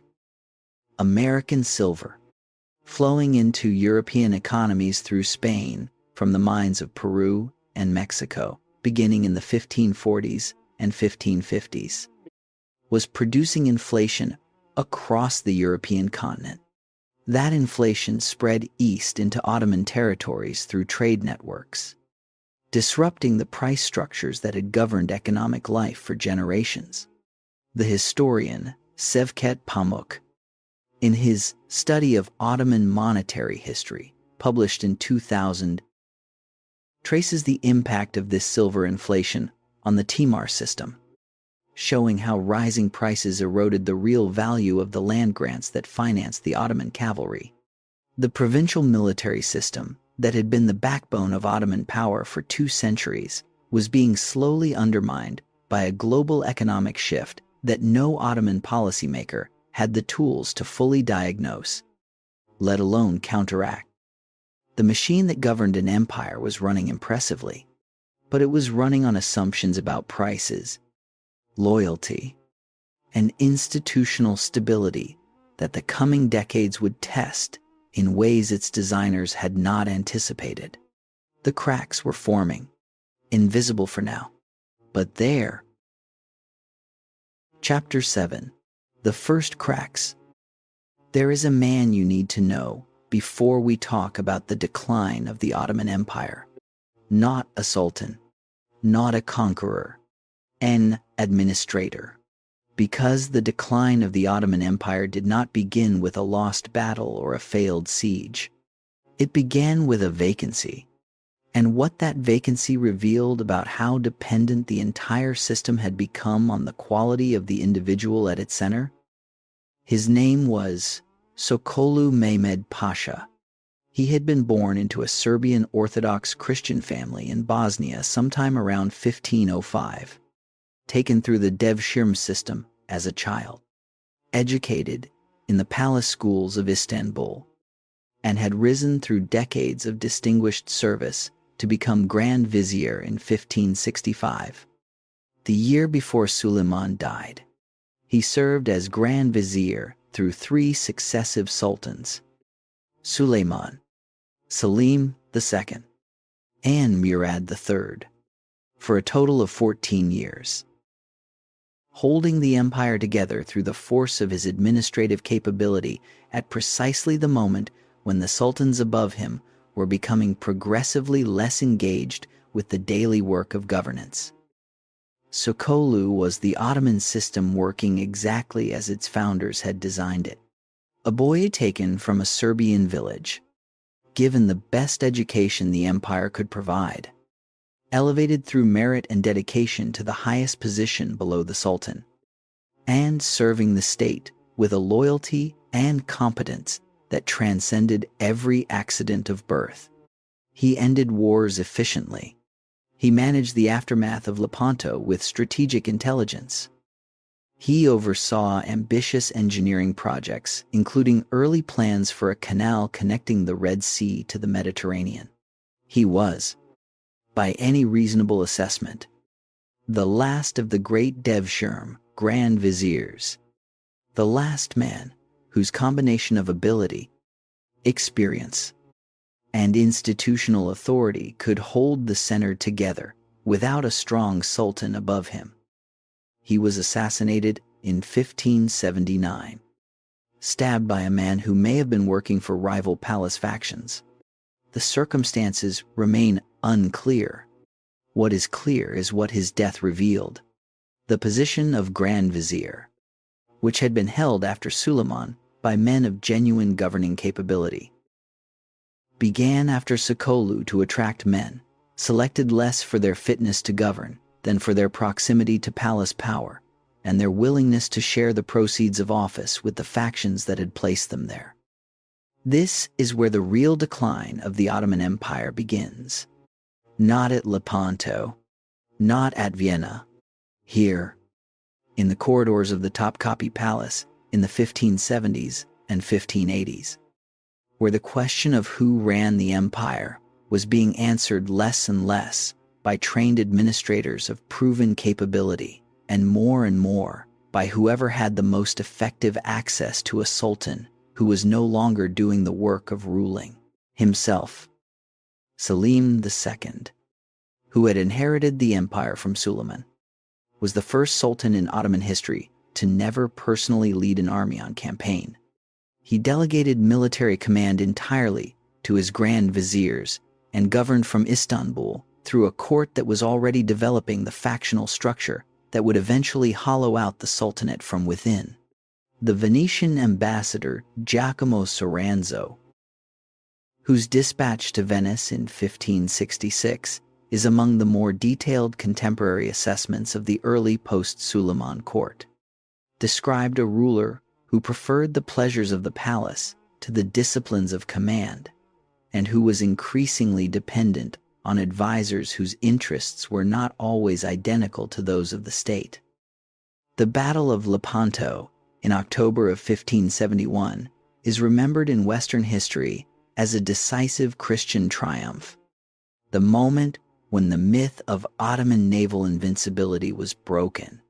A combined fleet organized by Pope Pius V, comprising Spanish, Venetian, Hanusa, and papal ships, met the Ottoman fleet in the Gulf of Patras off the western coast of Greece and destroyed it. The poet Miguel de Cervantes, who fought at Lepanto and lost the use of his left hand to a wound received in the battle, called it the greatest occasion that past or present ages had witnessed. The battle was, by any measure, a significant Ottoman defeat. But here is what the European celebrations did not mention, because it did not fit the narrative of providential triumph. Within 2 years, the Ottoman Empire had built a new fleet of comparable size to the one destroyed at Lepanto. The Venetian ambassador Marcantonio Barbaro, writing in 1573, reported to the Senate that while Venice had won a battle, the Ottoman state had replaced its losses with the ease of a man growing a new beard. Lepanto demonstrated not permanent Ottoman weakness, but Ottoman limits. The empire could not dominate the Western Mediterranean against a determined and coordinated coalition. The myth of Ottoman invincibility had been pierced, and pierced myths have consequences that outlast the battles that pierce them. Across the European courts, a new calculation began. The Ottomans were powerful. They were not unstoppable. The strategic psychology of 2 centuries shifted in a single afternoon on the waters off Greece. The deeper crisis was not naval.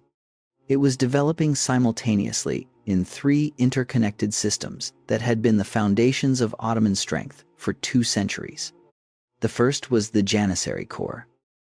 In Murad I's time, the Janissary Corps had been a force selected through the Devshirme for ability, trained to rigorous standards, and loyal to the Sultan alone because the Sultan was literally the only identity they possessed. By the late 16th century, Janissaries had begun having their own sons enrolled in the Corps. The Devshirme was breaking down as a selection mechanism. Replaced by hereditary membership, the Corps expanded rapidly.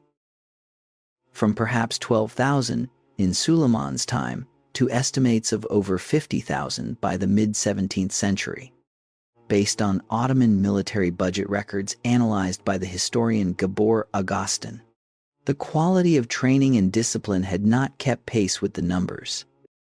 A Janissary who had been born into the Corps, who had grown up in Istanbul, who operated a shop in the city's commercial districts and had a family and property to protect, was not the same kind of soldier as the boy taken from a Balkan village and given no identity outside Ottoman service. He was a citizen with interests, and citizens with interests are loyal to whatever protects those interests, not unconditionally loyal to an institution. This meant that by the early 17th century, any sultan who attempted to reform the Janissary Corps faced the very real threat of revolt by the most powerful military force in the capital. Several sultans who tried were deposed or killed. The Corps that had been the empire's greatest military asset was becoming its most powerful internal constraint. The second structural failure was the succession system. And here is where the human cost of institutional design becomes most vivid. Picture this scene. A young man sits in a set of rooms in the Topkapi Palace. The rooms are comfortable, even beautiful, with gardens visible through latticed windows and servants who attend to every physical need. What he does not have is any contact with the world outside those walls. He has been here for 15 years. He has never commanded soldiers. He has never administered a province. He has never sat in a court and heard a case, negotiated a treaty, or managed a budget under real conditions. He has never been allowed to have children with his consorts because children might become rival claimants. He has lived every single day with the knowledge that if the wrong person comes through his door, he will die before he can speak.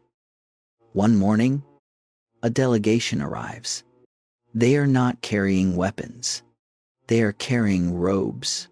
He is told he is sultan. This is not a hypothetical. This is what happened to Ibrahim I, who became sultan in 1640 after nearly 22 years of confinement in the cafes. The cage, the section of the Topkapi Palace where Ottoman princes were kept isolated to prevent them from becoming the focus of rival ambitions. According to contemporary accounts, when the delegation arrived to inform Ibrahim that he was sultan, he refused to open the door. He had spent so many years expecting that a knock at his door meant his execution that he could not process the possibility that it might mean anything else. He had to be shown the body of his brother, the previous sultan, through a gap in the door before he would believe that the visit was what it appeared to be. Think about what that means for governance. A man who spent his most formative adult years in a state of controlled terror, with no practical experience of any aspect of ruling, was now responsible for the most complex administrative state in the known world. Ibrahim, the first subsequent reign, was characterized by erratic behavior and political instability that the people around him consistently exploited. He was eventually deposed and killed by his own court. But the problem was not unique to him. The Kayf system, which had replaced fratricide as the Ottoman method of managing succession, produced sultans who were either psychologically damaged by their confinement, politically naive from their isolation, or both. Several 17th century sultans came to the throne as children or as young men, with no preparation whatsoever for what the job required. The power vacuum created by these increasingly distant rulers was filled by factions with no formal constitutional role but enormous practical influence. The Valid Sultan, the queen mother who controlled access to the sultan and managed the harem as a political institution, became, in some periods, the most powerful figure in the empire. Grand viziers were increasingly selected not for administrative capability, but for their willingness to share the proceeds of office with the factions that had placed them there. The period from roughly 1603 to 1656, during which effective power migrated from the sultan to a shifting coalition of palace officials, court faction, and janissary commanders, produced instability at the center that the provinces inevitably felt. The third structural failure was the Timar system. The combination of inflation from American silver flowing through European trade networks and administrative decay was undermining from within the financial foundation of the provincial military. Timars were increasingly being sold or converted into tax farms rather than allocated to cavalry service providers. The cavalry force was shrinking in quality and reliability. Replacing it required a larger, salaried standing army, which required more cash, which required higher taxes, which generated provincial resentment and periodic revolt in a cycle that reinforced itself. None of these failures were immediately fatal. The Ottoman Empire in 1600 was still enormously powerful, still governing a vast and productive territory, still capable of projecting military force. But the direction of momentum had changed. During the 15th and 16th centuries, the empire had been expanding, learning, and adapting with the energy of a civilization on the rise. The challenges it faced were the challenges of growth, problems that a vigorous and flexible state can solve. The problems accumulating by the early 17th century were different in kind. They were the problems of an institution that had hardened around its own success, that had developed interests so deeply embedded in the existing order that reform had become genuinely threatening to the people who benefited from that order. The Janissaries did not want reform because reform would end their privileges. The palace factions did not want a capable sultan because a capable sultan would end their influence. The tax farmers did not want a more efficient administrative system because efficiency would eliminate their opportunities for extraction. The medieval Arab historian and sociologist Ibn Khaldun had identified this pattern in his Muqaddimah, written in 1377, as the characteristic disease of successful civilizations. The qualities that produce the rise, discipline, unity, hunger, and willingness to absorb new ideas, are gradually replaced by their opposites as success breeds comfort. Comfort breeds privilege, and privilege breeds resistance to change. The Ottoman Empire had been built by men who had nothing and wanted everything. It was now being governed by institutions that had everything and wanted to keep it. The distance between those two conditions was the story of everything that came next. Chapter 8. The Long Retreat. On the morning of September 12, 1683, the Polish King John III Sobieski looked down from the Kahlenberg Ridge above Vienna at the largest Ottoman army to have reached Central Europe in a century and a half, and made the decision that would change the direction of history. The Grand Vizier Kara Mustafa Pasha had arrived outside Vienna 6 weeks earlier with a force that estimates derived from Ottoman campaign records and analyzed by the historian John Stoy place at somewhere between 140,000 and 200,000 men. The city's garrison numbered perhaps 11,000. Emperor Leopold I had fled to the safety of Linz. The civilian population was close to panic. A swift, aggressive assault in the first days of the siege might well have succeeded. Kara Mustafa chose instead to dig siege trenches and wait. His reasoning, recorded in Ottoman sources, was that he wanted to take the city intact, its wealth preserved, its glory flowing entirely to him. It was the decision of a man already imagining the victory rather than focusing on achieving it, and it gave Sobieski the weeks he needed to arrive. Sobieski descended from the ridge with a combined force of Polish, German, and Austrian troops and hit the Ottoman camp from a direction Kara Mustafa had not prepared to defend. The battle was brief. Ottoman force, strung out in their siege positions and suddenly attacked from the rear, collapsed with a speed that shocked observers on both sides. Kara Mustafa fled and was subsequently executed by Ottoman authorities for his failure. The dream of Vienna, the dream that had animated Ottoman Western strategy for a century and a half since Suleiman's siege of 1529, was over. What followed was qualitatively different from any military reversal the Ottomans had previously experienced. The Holy League, an alliance of the Habsburg Empire, Poland, Venice, and eventually Russia, pressed the advantage with a sustained counteroffensive that lasted 16 years. City after city that the Ottomans had held for over a century fell to Christian forces. Buda, the capital of Hungary, Ottoman since 1541, was retaken in 1686 after a brutal siege. Belgrade fell in 1688 by the Treaty of Karlowitz in 1699. The Ottoman Empire had ceded Hungary, Transylvania, Podolia, and most of Slavonia. The Treaty of Karlowitz was not simply a territorial settlement. It was a psychological rupture unlike anything the empire had experienced before. For 2.5 centuries, the Ottoman Empire had been the power that took territory from others. It had never, in living memory or in the cultural imagination of its people, been required to give territory back. The narrative of divinely supported expansion had its first serious encounter with a reality that the narrative could not accommodate.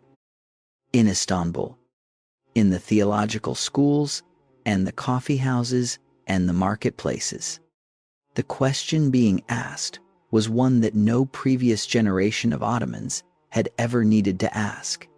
Why had God allowed this to happen?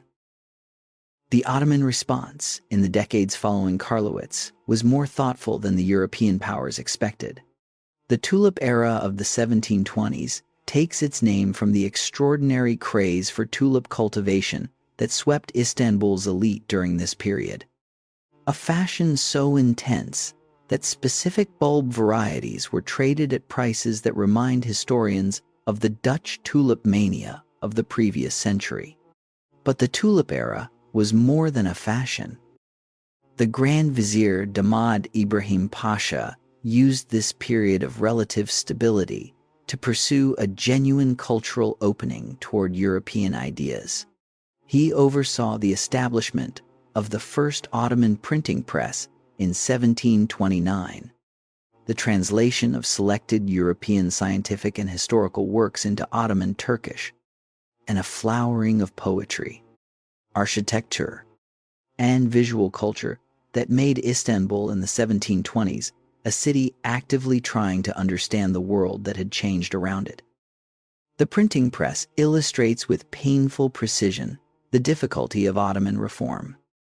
The Ottoman religious establishment had resisted printing for 2.5 centuries on grounds that mechanical reproduction of sacred texts raised questions of impiety and that errors introduced through printing could spread dangerously through the Islamic world. This was not entirely unreasonable within the traditions of manuscript culture. But the practical consequence was that the Ottoman Empire had spent 250 years without the information revolution that printing had produced in Europe, without the rapid spread of scientific ideas, without the standardization of knowledge that made European universities increasingly powerful generators of practical technology. Ibrahim Pasha's press published its first book in 1729. It had produced 17 works when his government was overthrown in a popular revolt in 1730, driven by conservative religious opposition and by resentment of a government perceived as prioritizing elite pleasures while ordinary people faced economic hardship. Ibrahim was executed. The press survived, but slowly and carefully, always under the watchful suspicion of institutions that understood it as a potential challenge to their authority. This pattern would repeat with grinding regularity throughout the 18th century. Reform attempted. Reform partially implemented. Reform blocked or reversed by the combination of conservative opposition and the self-interest of institutions threatened by change. On the military frontier, the rise of Russia represented a qualitatively new kind of strategic challenge. Russia was modernizing its military with a determination that Ottoman reform efforts could not match. And then, in 1774, came a document that altered the empire's strategic position in ways that would not be fully felt for another century, but whose implications were clear from the moment the ink was dry. The Treaty of Küçük-Kaynarca, the name pronounced roughly as Küçük-Kaynarca, signed after a war in which the Ottoman military had suffered a series of humiliating defeats at Russian hands, forced the Ottomans to cede effective control of the Crimean Peninsula and recognize Russian rights to navigate the Black Sea and the Turkish Straits. These were significant strategic concessions. But the clause that would prove most consequential in the long run was almost buried in the legal language of the treaty. Russia was granted the right to make representations on behalf of Orthodox Christian subjects of the Ottoman Empire. Sit with that for a moment. A foreign power had just been given a legal basis for intervening in the internal affairs of the Ottoman Empire whenever the treatment of Orthodox Christians could be made an issue. The empire governed millions of Orthodox Christians across the Balkans and Anatolia. Every subsequent crisis involving those communities, every rebellion, every reform, every moment of sectarian tension would now give Russia grounds to apply pressure, threaten war, or demand concessions. The historian Virginia Aksan, in her detailed study of the Ottoman military of this period, describes this clause as having inserted a permanent foreign lever into the body of the empire, a lever that Russia would pull repeatedly and with increasing force over the following century. The Ottoman Sultan who signed it understood what he had given away. He had no choice. The Crimea itself fell to direct Russian annexation in 1783. It was the first time in Ottoman history that a Muslim-majority territory had been absorbed by a non-Muslim power. The question was no longer whether the empire could continue expanding. It was whether the empire could survive. Selim III, who became Sultan in 1789, the same year the French Revolution began, understood the situation with unusual clarity. He called his reform program the Nizam-i-Sedid, the New Order, and established a new infantry corps trained according to European models, with European drill manuals and European military advisors, financed through a dedicated treasury separate from the existing military budget to insulate it from Janissary financial interference. The Janissaries understood immediately what the new corps represented. not a supplement but a replacement. In 1807, a Janissary uprising supported by conservative religious figures who framed the European-style reforms as a betrayal of Islamic tradition deposed Selim III. He was imprisoned and murdered the following year when loyalists attempted to restore him to power. The Nizami Seded was dissolved. The reformers were purged. The institution that had built the empire had now destroyed the man trying to save it. Chapter 9. The Desperate Race. There's a moment from the 1830s that most histories of the Ottoman Empire pass over quickly. But that captures something essential about the tragedy of the empire's final century. In Istanbul, in the offices of the newly reorganized Ottoman treasury, a group of European financial advisors sat across the table from their Ottoman counterparts and explained, with the polite precision of men delivering very bad news, that the empire's finances would require decades of disciplined reform to stabilize. The Ottoman officials in that room understood the analysis perfectly. They understood what the reforms would require.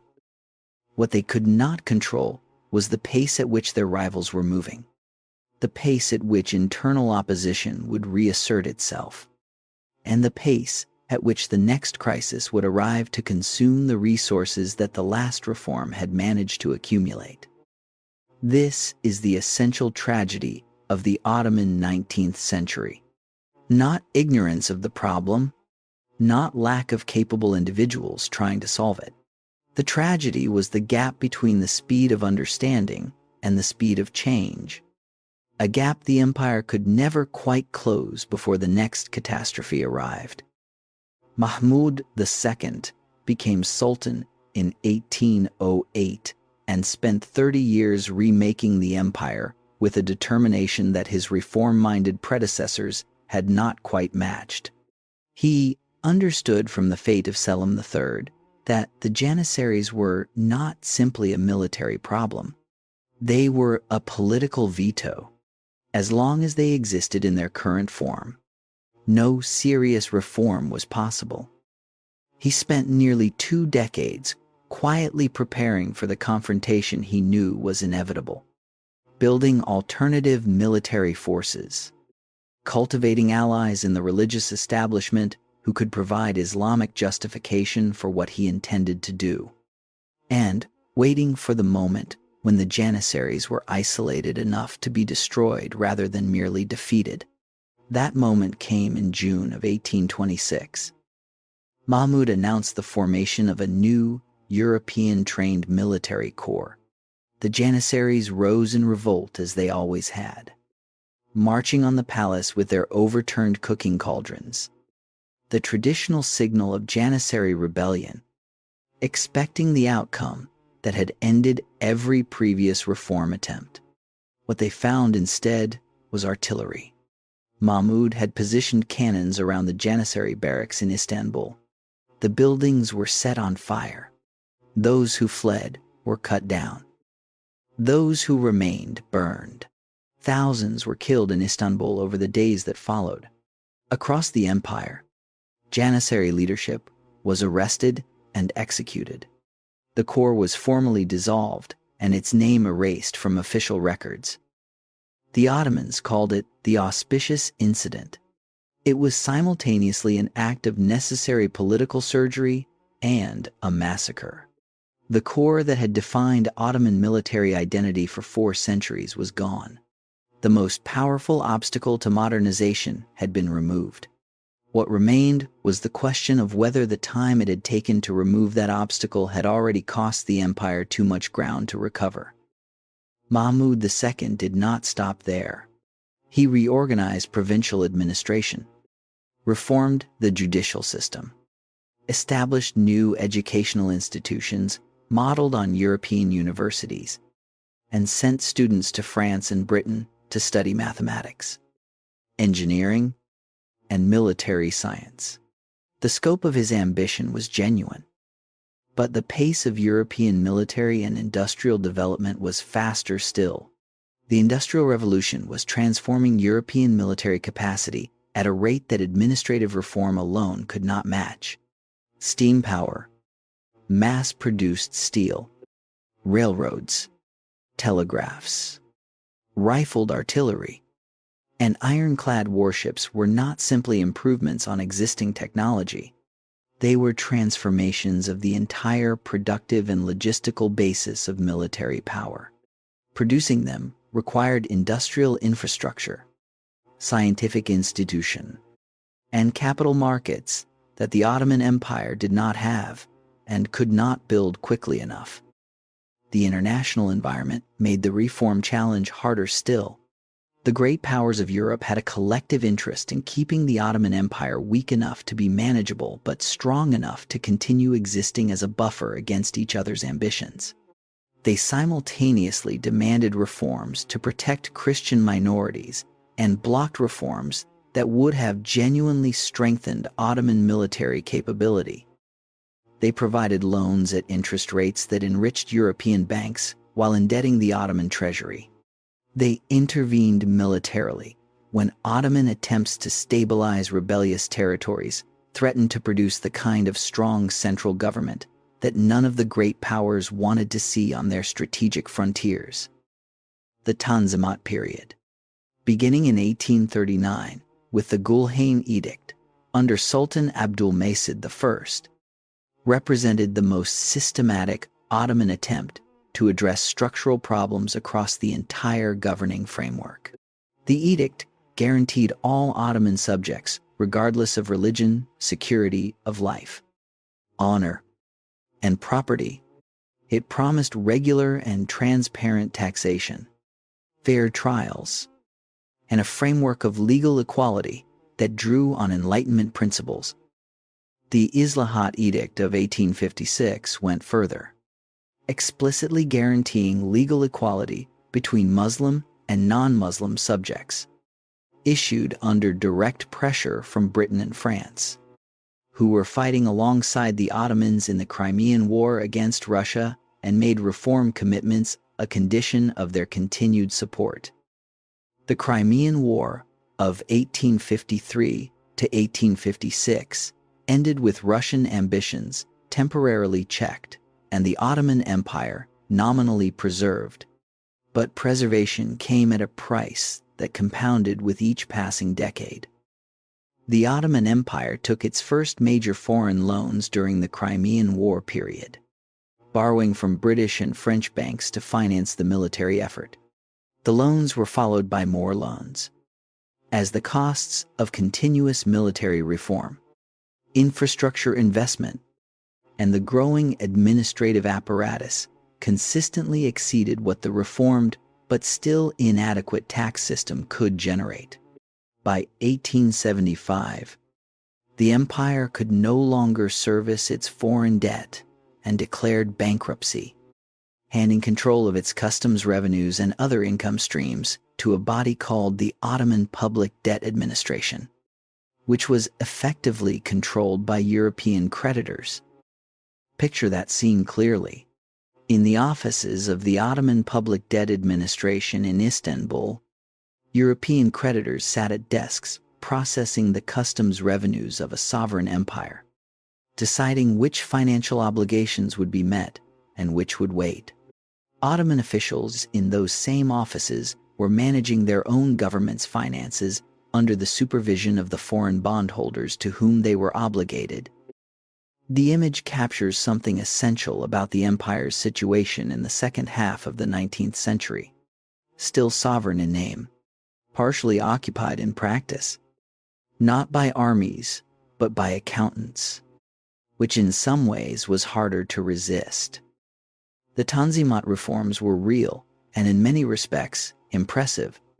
The educational institutions they created produced a generation of capable administrators, lawyers, engineers, and military officers. The legal reforms created frameworks that were, on paper, more equitable than what had existed before. The infrastructure investments in railroads, telegraph lines, and port facilities were modernizing the empire's physical landscape in ways that had genuine economic value. But the reforms were consistently running behind the pace of European development, consistently blocked by internal resistance from conservative religious institutions and entrenched interests, and consistently undercut by external interference from powers that preferred a manageable Ottoman Empire to a strong one. Abdul Hamid II, who became Sultan in 1876 after agreeing to a constitution that he then suspended within 14 months, ruled for 33 years and embodied the central contradiction of the late Ottoman period more completely than any other figure. He continued, and in some respects, accelerated the infrastructure development of the Tanzimat period, building thousands of miles of railroad, expanding the telegraph network, and establishing new schools and professional training institutions that produced genuine talent. His pan-Islamic ideology, emphasizing the Sultan's role as caliph and protector of Muslims worldwide, was a genuine strategic attempt to mobilize Islamic solidarity as a counterweight to European pressure. But Abdul Hamid II governed through a network of informers that made the educated classes of Istanbul and the provincial cities live in a state of chronic anxiety. Intellectuals, journalists, and military officers who advocated constitutional reform were exiled, imprisoned, or disappeared. The words constitution and freedom were banned from the Ottoman press. The censorship apparatus he built was comprehensive enough to generate bitter jokes among the Istanbul intelligentsia about which combinations of words would trigger official attention on any given day. The men who would eventually overthrow him were being shaped in the very institutions he had built. The new military academies were producing graduates who had absorbed European political ideas alongside European tactics. Men who looked at the Ottoman Empire and saw an institution failing to adapt to the world they had been trained to understand. They called themselves the Committee of Union and Progress. Their opponents called them the Young Turks. In 1908, they moved. The revolution forced Abdulhamid II to restore the constitution and reconvene parliament. The following year, when a conservative counter-revolution attempted to restore his absolute power, the Young Turks marched an army on Istanbul and deposed him, sending him into exile in Thessaloniki, the city where the Sephardic Jewish community descended from the refugees that Bayezid II had welcomed from Spain 400 years earlier, had built one of the most vibrant communities in the Ottoman world. The Sultan, who had ruled for 33 years, ended his reign on a train to exile. He died in Istanbul in 1918, a figure the city had already moved past, surrounded by catastrophes whose foundations he had helped lay. The Young Turks, who replaced him, inherited an empire smaller, poorer, and more beleaguered than at any point in its history. They were capable and committed to modernization. But some of them were beginning to think in terms that the multi-ethnic, multi-religious Ottoman framework had no answer for. They were thinking in terms of nation, and the empire that had managed diversity for 6 centuries had no answer for that particular idea at that particular moment in history. The worst was still to come. Chapter 10. The Wrong Side of History. There is a moment in the life of every dying institution when the people running it make a decision so consequential, so irreversible, that every remaining path leads toward the worst possible outcomes. For the Ottoman Empire, that moment came in the autumn of 1914, when its leaders looked at a world already burning and decided to add themselves to the fire. The Committee of Union and Progress that had seized effective power after 1908 was not a unified movement.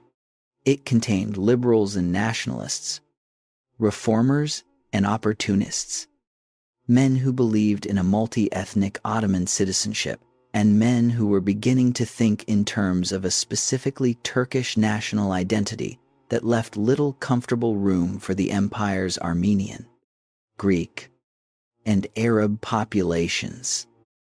The wars that preceded the First World War stripped away the last comfortable illusions about what the empire had become. The Italo-Turkish War of 1911 to 1912, in which Italy simply invaded Ottoman Libya and took it, demonstrated that the empire could not defend peripheral territories against even a secondary European power. The Balkan Wars of 1912 and 1913 were catastrophic beyond anything the Young Turks had imagined possible. Bulgaria, Serbia, Greece, and Montenegro attacked simultaneously. In months, the Ottoman Empire lost virtually everything it still held in Europe. Thessaloniki, Edirne, Monastir, territories Ottoman for 4 and 5 centuries, fell in rapid succession. The Sephardic Jewish community of Thessaloniki, descended from the refugees that Bayezid II had welcomed from Spain 420 years earlier, which had maintained Ladino and its distinct Ottoman Jewish identity through centuries of imperial life, suddenly found itself living in Greece rather than in the Ottoman Empire. Its members had not moved. The border had moved around them. It was the first of several dislocations that would shape and eventually destroy that community across the catastrophes of the 20th century.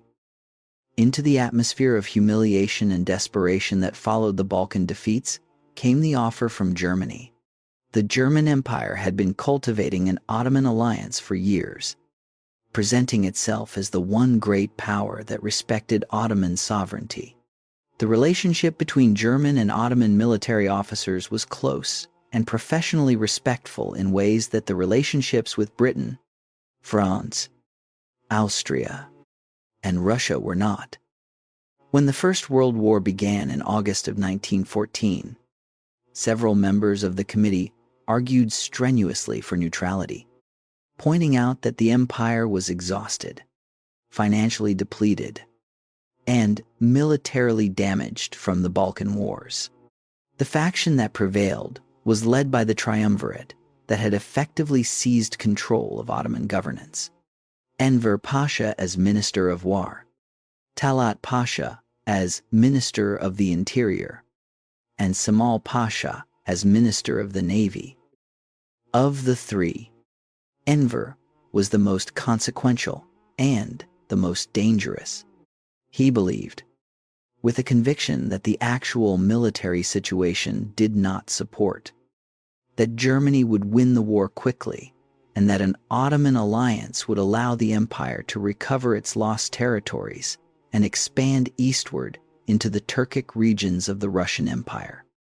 There is a detail from this moment that captures the specific texture of the decision. In the weeks before the war became inevitable, the Ottoman treasury was so depleted that the government could not immediately pay the salaries of its own civil servants. The empire that was about to commit to a world war against 3 of the world's great powers could not fully meet its payroll. The men making the decision knew this. They made it anyway, betting everything on a German victory that history would not deliver. In late October of 1914, without a formal declaration of war, Enver arranged for the Ottoman Navy to bombard Russian ports on the Black Sea. The attack was designed to make war inevitable. It worked. Russia declared war. Britain and France followed. The empire was committed to a conflict it was not prepared to fight, against 3 of the world's major powers simultaneously. Enver personally commanded an Ottoman offensive against Russian forces in the winter of 1914 to 1915, a campaign that military historians, including Edward Erickson, have analyzed as one of the most poorly conceived operations of the entire war. Enver sent his troops through mountain passes in the depths of an Anatolian winter without adequate clothing, food, or logistical support. Of approximately 95,000 men who began the campaign, fewer than 18,000 survived. Most died not from Russian bullets, but from cold, starvation, and disease in the mountain passes of eastern Anatolia. Then came Gallipoli. British and French forces, attempting to force the Dardanelles and knock the Ottomans out of the war by taking Istanbul, landed on the Gallipoli Peninsula in April of 1915.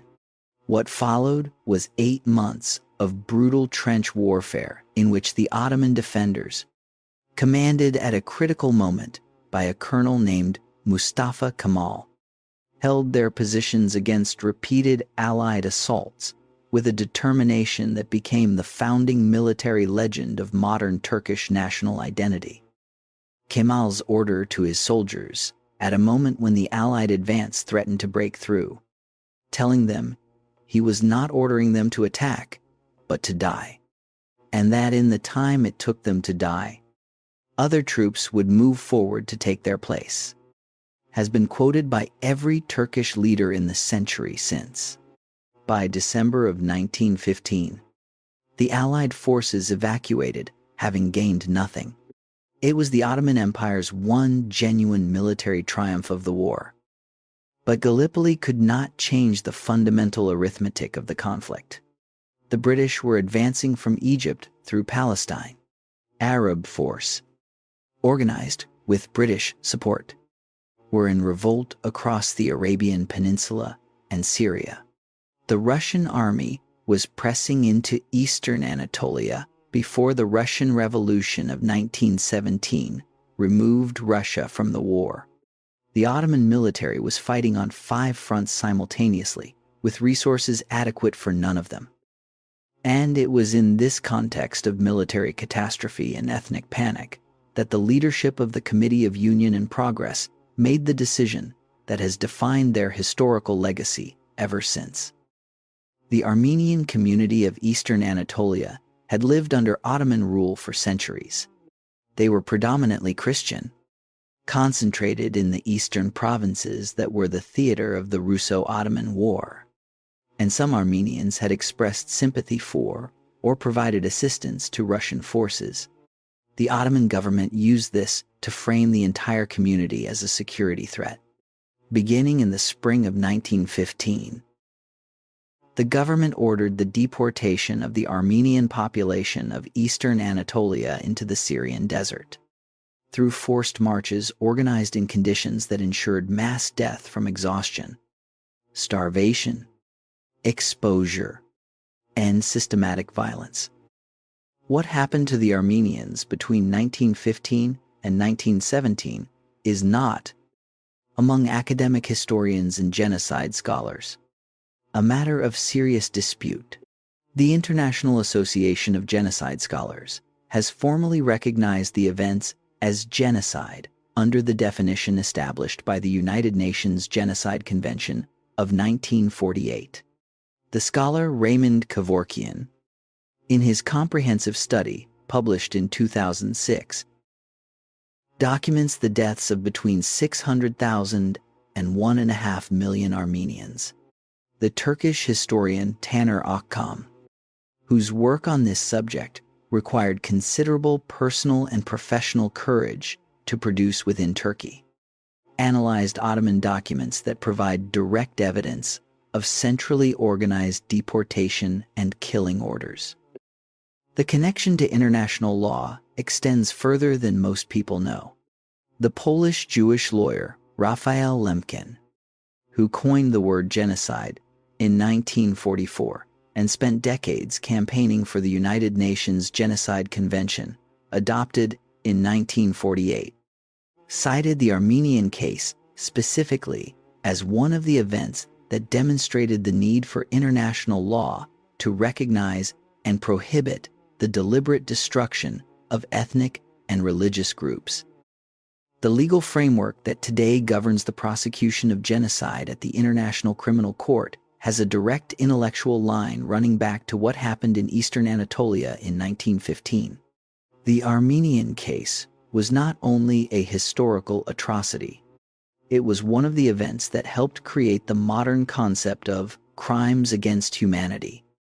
The Turkish government's official position continues to dispute the genocide characterization, arguing that the deaths resulted from the chaos of war and intercommunal violence rather than deliberate state policy.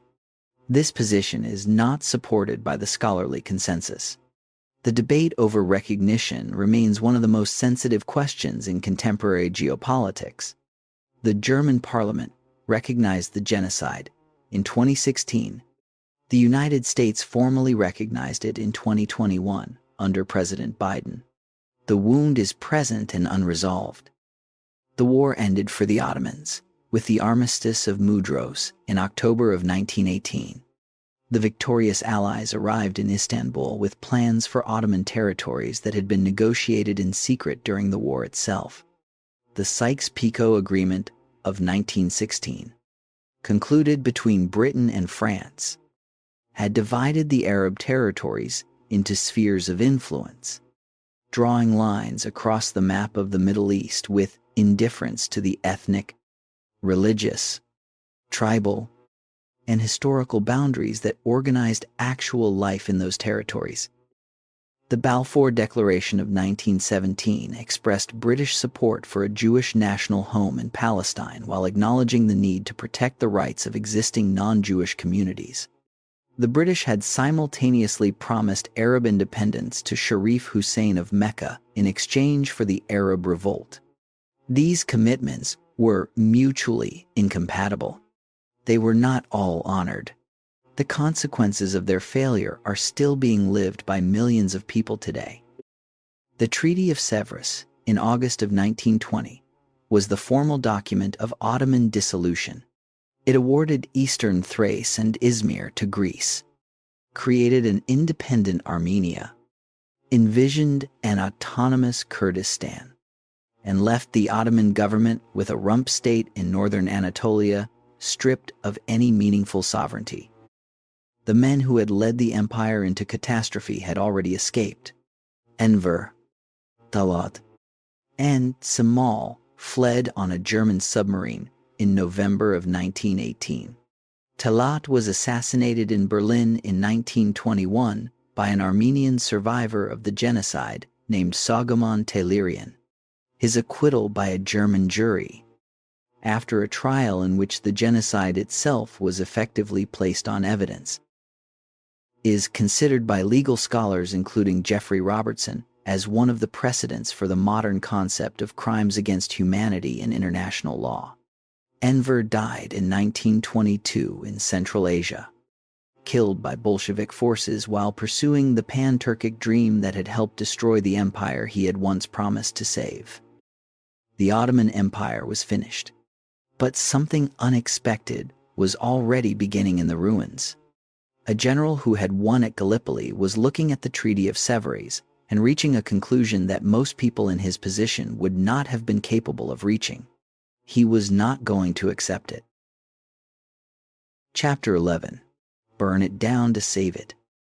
Mustafa Kemal was 38 years old when he looked at the Treaty of Sevres and decided it did not apply to him. Consider what that decision actually meant. The Sultan in Istanbul was collaborating with the Allied occupation. The Allied powers were dividing Ottoman territory with the confidence of men who had already won. Every conventional calculation said the time for resistance was over. Every rational actor in the situation was adjusting to the new reality.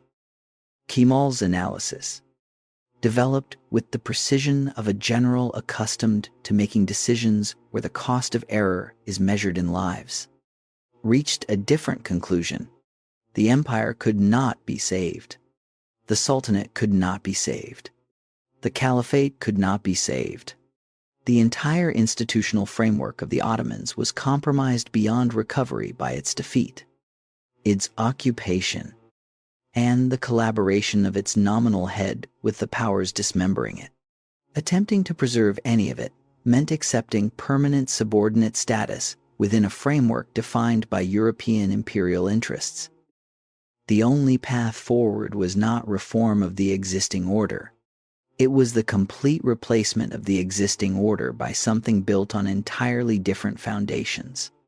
Not an Ottoman Empire struggling to survive under Allied supervision, but a Turkish national state, defined by specific territorial boundaries, a specific national identity, and a claim to sovereignty built not on dynastic tradition or religious authority, but on the modern principle that a people had the right to govern themselves in their own land. In May of 1919, Cemal landed at the Black Sea port of Samsun, ostensibly to oversee the demobilization of remaining Ottoman forces in Anatolia as required by the armistice. Instead, he immediately began organizing resistance. The Congresses of Erzurum and Sivas in 1919 produced the National Pact, defining the proposed Turkish national state as the areas where the Muslim Turkish majority was concentrated and asserting the right of that population to self-determination. It was a document built on the Wilsonian principle of national self-determination that the Allied powers had invoked to justify the dissolution of other empires. Cemal was turning the ideological instrument of the peace settlement against the peace settlement itself. The Grand National Assembly convened in Ankara in April of 1920, establishing a parallel government that rejected the authority of the Istanbul Sultanate and claimed to represent the sovereign will of the Turkish people. The choice of Ankara was deliberate, away from Allied naval guns, accessible to the Anatolian heartland, close enough to the people whose support the nationalist movement needed to survive. The war that followed was fought on multiple fronts. In the east, Cemal's forces defeated the Armenian Republic, which had been established on the basis of Allied promises not backed by Allied military power. In the south, French forces that had been occupying Cilicia reached negotiated agreements and withdrew. The decisive campaign was in the west, against Greek forces pushing deep into Anatolia with the goal of establishing a Greek state centered on Izmir, working with the new Soviet government in Russia to secure weapons and financial support. Cemal spent over a year building the military force the campaign required. The Battle of Sakarya in August and September of 1921 stopped the Greek advance. The final offensive in August of 1922 broke through the Greek lines with a force and speed that the Greek command had not anticipated. The Greek army in Anatolia collapsed within weeks. The city of Izmir burned in September of 1922 in a catastrophic fire that killed thousands and destroyed one of the most culturally diverse cities in the eastern Mediterranean. The precise cause of the fire remains disputed between Turkish, Greek, and Armenian accounts, and the scholarly literature reflects genuine uncertainty about the sequence of events. What is not disputed is the scale of the human catastrophe and the end of the Greek military presence in Anatolia. The Treaty of Lausanne in July of 1923 established the Republic of Turkey within borders that remain essentially unchanged today. It was one of the rare post-First World War peace settlements negotiated between approximate military equals rather than dictated by victors to the defeated. Cemal's delegation negotiated from a position of strength that the Allies had not expected and could not ignore. The treaty also produced one of the largest forced population exchanges in history. Approximately 1.5 million Greeks living in Anatolia, according to League of Nations figures, were transferred to Greece. Approximately 500,000 Muslims living in Greece were transferred to Turkey. Families that had lived in the same places for generations were uprooted in months. Their identities reduced to the religious categories that determined which side of a new border they belonged on. The trauma of this exchange shaped Greek and Turkish national consciousness for generations and continues to shape the relationship between the two countries today. Among those whose world was ending in this period were the remaining members of the Sephardic Jewish community of Thessaloniki, the descendants of the refugees that Bayezid II had welcomed from Spain 430 years earlier, who had maintained Ladino through centuries of Ottoman and then Greek rule, now found themselves navigating an increasingly difficult national framework. When German forces occupied Greece in 1941 and deported the Thessaloniki Jewish community to Auschwitz, only a small fraction survived. The community that had preserved 500-year-old Spanish in its markets and synagogues and printing houses was destroyed in months. The thread that had run from Bayezid II's act of generosity in 1492 to the streets of Thessaloniki ended in occupied Poland in 1943. It is one of the most complete and devastating arcs that runs through the entire Ottoman story. From the empire's most generous moment to the century's worst atrocity. The Republic of Turkey was proclaimed on October 29, 1923, with Mustafa Kemal as its first president. The Sultanate had been abolished in November of 1922, with the last Sultan Mehmed VI departing Istanbul on a British warship, ending the dynasty of Osman that had begun with a horseman's dream in the borderlands of Anatolia 6 centuries earlier. The Caliphate was abolished in March of 1924, ending an institution that traced its origins to the companions of the Prophet Muhammad 13 centuries before. The reforms that followed came with the speed and comprehensiveness of a man who understood that incomplete revolutions are reversed. Consider what the alphabet change meant in practice. In the autumn of 1928, the Ottoman government announced that the Arabic script in which Turkish had been written for centuries would be replaced by a Latin alphabet within months. This was not simply a change of letters. It was the overnight obsolescence of every book, every document, every letter, and every street sign in the country. A teacher in Ankara who went to sleep on a September night in 1928 could read the newspapers, the official documents, the books in his home library, and the signs on the streets of his city. When he woke in October, none of it could be read by his students. The entire written heritage of Ottoman civilization had been placed, at a stroke, behind a barrier that required specialized training to cross. The reformers understood exactly what they were doing. That was the point. The religious courts were abolished and replaced by secular civil codes based on Swiss and Italian models. The educational system was secularized. The Sufi brotherhoods that had been central to popular Islamic practice in Anatolia for centuries were banned. The fez was replaced by European-style hats. Women received the right to vote in national elections in 1934, before France, before Italy, before Belgium. In 1934, all Turkish citizens were required to adopt family surnames. The Grand National Assembly gave Mustafa Kemal the surname Ataturk, father of the Turks. He had not reformed the Ottoman Empire. He had buried it and built something entirely new on top.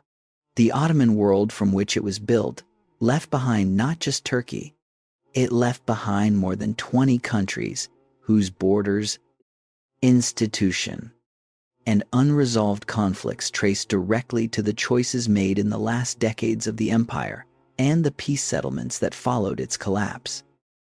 Ataturk died on November 10, 1938, at the age of 57, in Turkey today. At 9:10 in the morning on November 10th each year, the country pauses. Traffic stops. People stand where they are. A nation acknowledges the man who ended one world and built another on top of it. Whether what he built was worth what he destroyed is a question that Turkish society is still working through a century later. It may not have an answer that everyone can accept, but it is the right question to be asking, because it goes to the heart of what it means to inherit a civilization and decide what to keep. Chapter 12. The Ghost That Won't Stay Dead. Before we talk about borders and politics and unresolved conflicts, let us start with something you have almost certainly experienced this week. If you have drunk coffee today, the drink in your cup traveled to you through a chain that runs directly through the Ottoman world. The coffee house, as a social institution, was an Ottoman invention. The first coffee houses in human history opened in Istanbul in the 1550s, and the European merchants who encountered them brought the concept back to Europe, where it spread to London, Paris, and Vienna, and became the social infrastructure of the Enlightenment. The coffee debates that helped shape European political thinking happened in rooms whose fundamental concept came from Istanbul. The next time you sit in a coffee shop, you are sitting in an institution the Ottomans invented. If you have eaten baklava, or anything connected to the pastry traditions of Greece, Lebanon, Turkey, Israel, or the Balkans, you are eating Ottoman cuisine. The stuffed grape leaves called dolma in Turkish and dolmades in Greek are the same dish with different names. The product of the same agricultural and culinary tradition, now divided by borders that did not exist when the recipe was developed. The yogurt in your refrigerator derives from Anatolian dairy traditions that predate the Ottomans and were systematized and spread by them. The eggplant preparations, the sesame pastes, the spiced rice dishes, the grilled meat traditions that define the food cultures of 20 countries are Ottoman inheritance, so thoroughly absorbed that the people eating them rarely think about where it came from. It became simply the way things are. That is perhaps the deepest form of cultural legacy, the one you no longer recognize as legacy because it has become simply life. If you have ever stood before the Hagia Sophia, or walked through the Süleymaniye Mosque, or passed through the old city of Jerusalem, whose current walls were built under Suleiman in the 1530s, or crossed the old bridge at Mostar, you have been in the presence of Ottoman construction. The physical fabric of the Middle East and the Balkans is substantially Ottoman. These are not ruins preserved behind glass. They are living structures, in daily use, still shaping how people move and gather and pray in cities that have had 4 or 5 other names since the Ottomans built them. Over 1 million people speak Turkish as their native language outside Turkey. Across the Balkans, the Caucasus, and Central Asia, the Ladino language, the medieval Spanish maintained by the Sephardic Jews that Bayezid II welcomed from Spain in 1492, still has speakers in Istanbul and Tel Aviv today, a living 500-year thread connecting a single act of Ottoman generosity to the present moment. The Arabic spoken across the former Arab provinces of the empire carries Ottoman administrative and literary traces in its vocabulary and its structures. Languages carry history in ways that are almost impossible to erase completely, even when the empire that shaped them has been gone for a century. This is the Ottoman world that is most immediately present in daily life. The food, the coffee, the architecture, the language traces. It is everywhere, and most people in it do not recognize it as Ottoman because it has become completely their own. Before we look at the harder and more painful parts of the Ottoman legacy, it matters to sit with this for a moment, because the hardest history is always easier to understand when you can feel its living presence around you. Now look at a map of the Middle East. Draw a line along any border you choose. The border between Syria and Iraq, between Iraq and Kuwait, between Jordan and Saudi Arabia, between Lebanon and Syria. Look at those lines and ask a simple question. Why are they there? Not in the sense of which treaty established them, but in the deeper sense of what human reality those lines were drawn to reflect. The honest answer, for most of them, is that they were not drawn to reflect any human reality in a meaningful sense. They were drawn in 1916 by a British diplomat named Mark Sykes and a French diplomat named François-Georges Picot, dividing a map of the Middle East into British and French spheres of influence, with geometric indifference to the ethnic, religious, tribal, and historical boundaries that organized actual life in those territories. The historian David Fromkin, in his detailed study of the post-war Middle East settlement published in 1989, describes the creation of the modern Middle East states as one of the most consequential acts of political invention in modern history.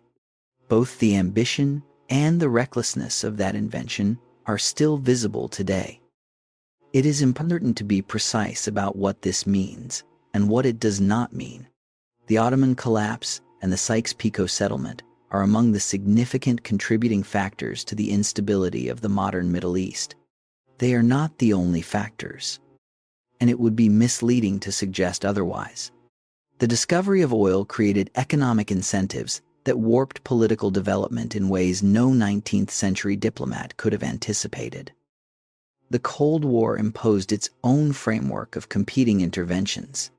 Local actors made choices, for better and for worse, that were not predetermined by what the British and French drew on a map in 1916.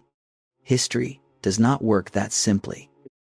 But the foundational architecture of the modern Middle East, the borders that define the states, the sectarian divisions that structure their politics, the unresolved questions about who belongs where and who has rights to what, trace significantly to decisions made in the last decades of the Ottoman Empire and the years immediately following its dissolution. Iraq was assembled from 3 Ottoman provinces with different religious and ethnic majorities and no shared history of governing themselves as a single political unit. Syria and Lebanon were French administrative creations. The Palestinian question has its roots in the competing promises the British made while disposing of Ottoman territory they did not yet control and making commitments they could not simultaneously honor. The Kurdish people are perhaps the most vivid ongoing illustration of promises made and broken in the Ottoman transition, numbering somewhere between 30 and 45 million people across southeastern Turkey, northern Iraq, northeastern Syria, and northwestern Iran. The Kurds are among the largest ethnic groups in the world without a state of their own.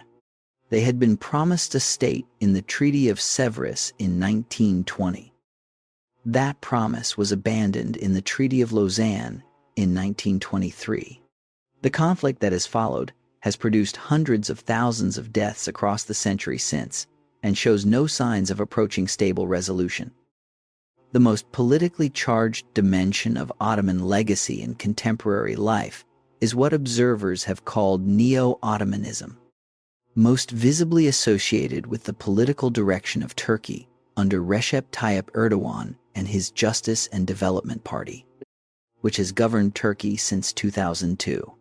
Scholars of Turkish foreign policy, including Ahmet Davutoglu, whose theoretical framework called strategic depth helped shape Turkish foreign policy in its early years under the AKP, have argued that Turkey's historical depth as the heir of the Ottoman Empire gives it a unique capacity to act as a central power across a vast geographic and cultural space.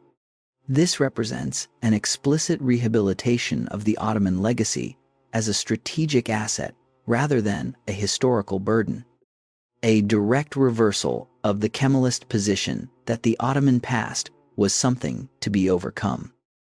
Under Erdogan, Turkey has intervened militarily in Syria, Libya, and Azerbaijan, built mosques and cultural centers across the former Ottoman world, and converted the Hagia Sophia from a museum back to a mosque in 2020. Reversing Ataturk's decision of 1934, whether these actions represent a coherent strategic vision or a combination of domestic political calculation and regional opportunism, is a question that analysts of Turkish politics assess differently. And it would be misleading to suggest there is a single settled scholarly view on the matter. What the pattern reflects, at minimum, is that the Ottoman past is not a settled question in Turkish politics or in the politics of the 20-odd countries that were once Ottoman territory. It is a contested inheritance, drawn on in different ways by different actors, a source of pride and of argument, of identity and of aspiration and of unresolved grief. The Ottoman Empire meant different things to different communities. Some experienced it as a framework for flourishing and cultural expression. Some experienced it as a framework for oppression and extraction. Often, the same empire in different times and different places was both simultaneously, and the people living inside it held both experiences at once. That ambiguity is not a weakness in the historical record. It is the truth of what the empire actually was, and the honesty to hold that complexity without collapsing it into something simpler is perhaps the most important thing a history of this kind can offer. We began with the dismissal. The sick man of Europe. It is one of the more consequential phrases in modern history, and it is wrong in almost every direction that matters. The Ottoman Empire was struggling in the 19th century. This is true. It was grappling with challenges it could not resolve fast enough to survive in the world that modernity was creating around it. But it had been in worse condition before. It had been within a single battle of permanent dissolution at Ankara in 1402, and it had rebuilt itself across the following decade. It had survived the assassination of its reforming sultan, the revolt of its own military corps, the intervention of European great powers in its internal affairs, and the systematic extraction of its financial sovereignty by foreign creditors. It had kept going when every rational calculation suggested it should have stopped.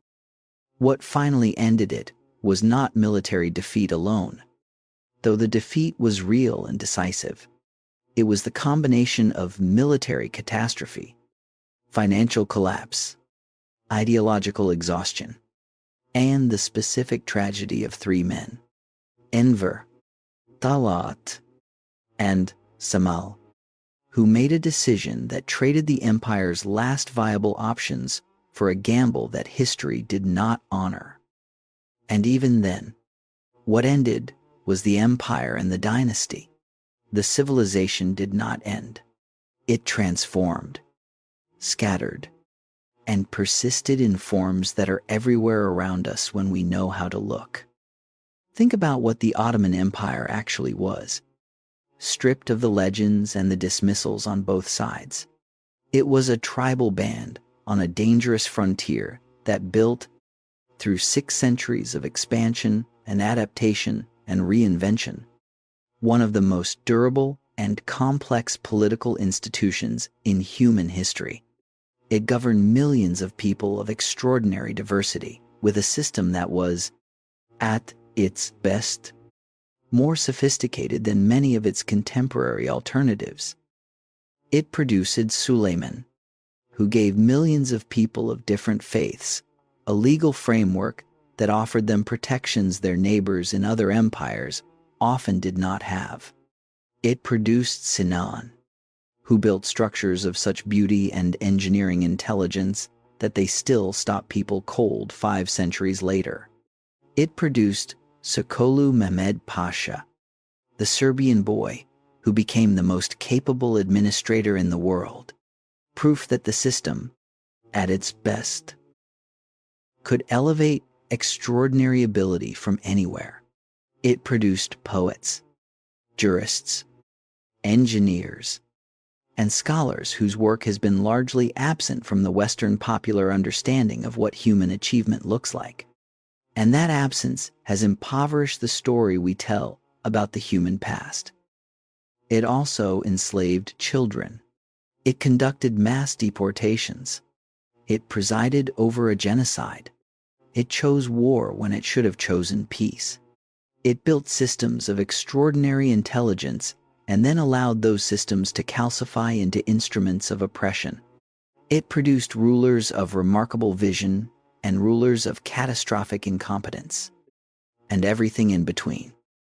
This is what a civilization looks like when you see it clearly, without the distortions of either condemnation or nostalgia. It looks human. It looks like the work of people trying to build something larger than themselves under conditions they could not fully control, sometimes succeeding and sometimes failing in ways whose consequences outlasted them by centuries. The wandering horseman who followed Osman out of the Anatolian borderlands in the late 13th century had nothing except a story about a dream and a determination that the world's chaos was an invitation rather than a verdict. From that beginning, they built Constantinople into a world capital and Istanbul into one of the great cities of human civilization. They built the Süleymaniye Mosque and the legal codes that protected people who did not share their faith, and the market systems that connected 3 continents. They made mistakes of civilizational scale, and they made achievements of civilizational scale, which is what every great civilization does.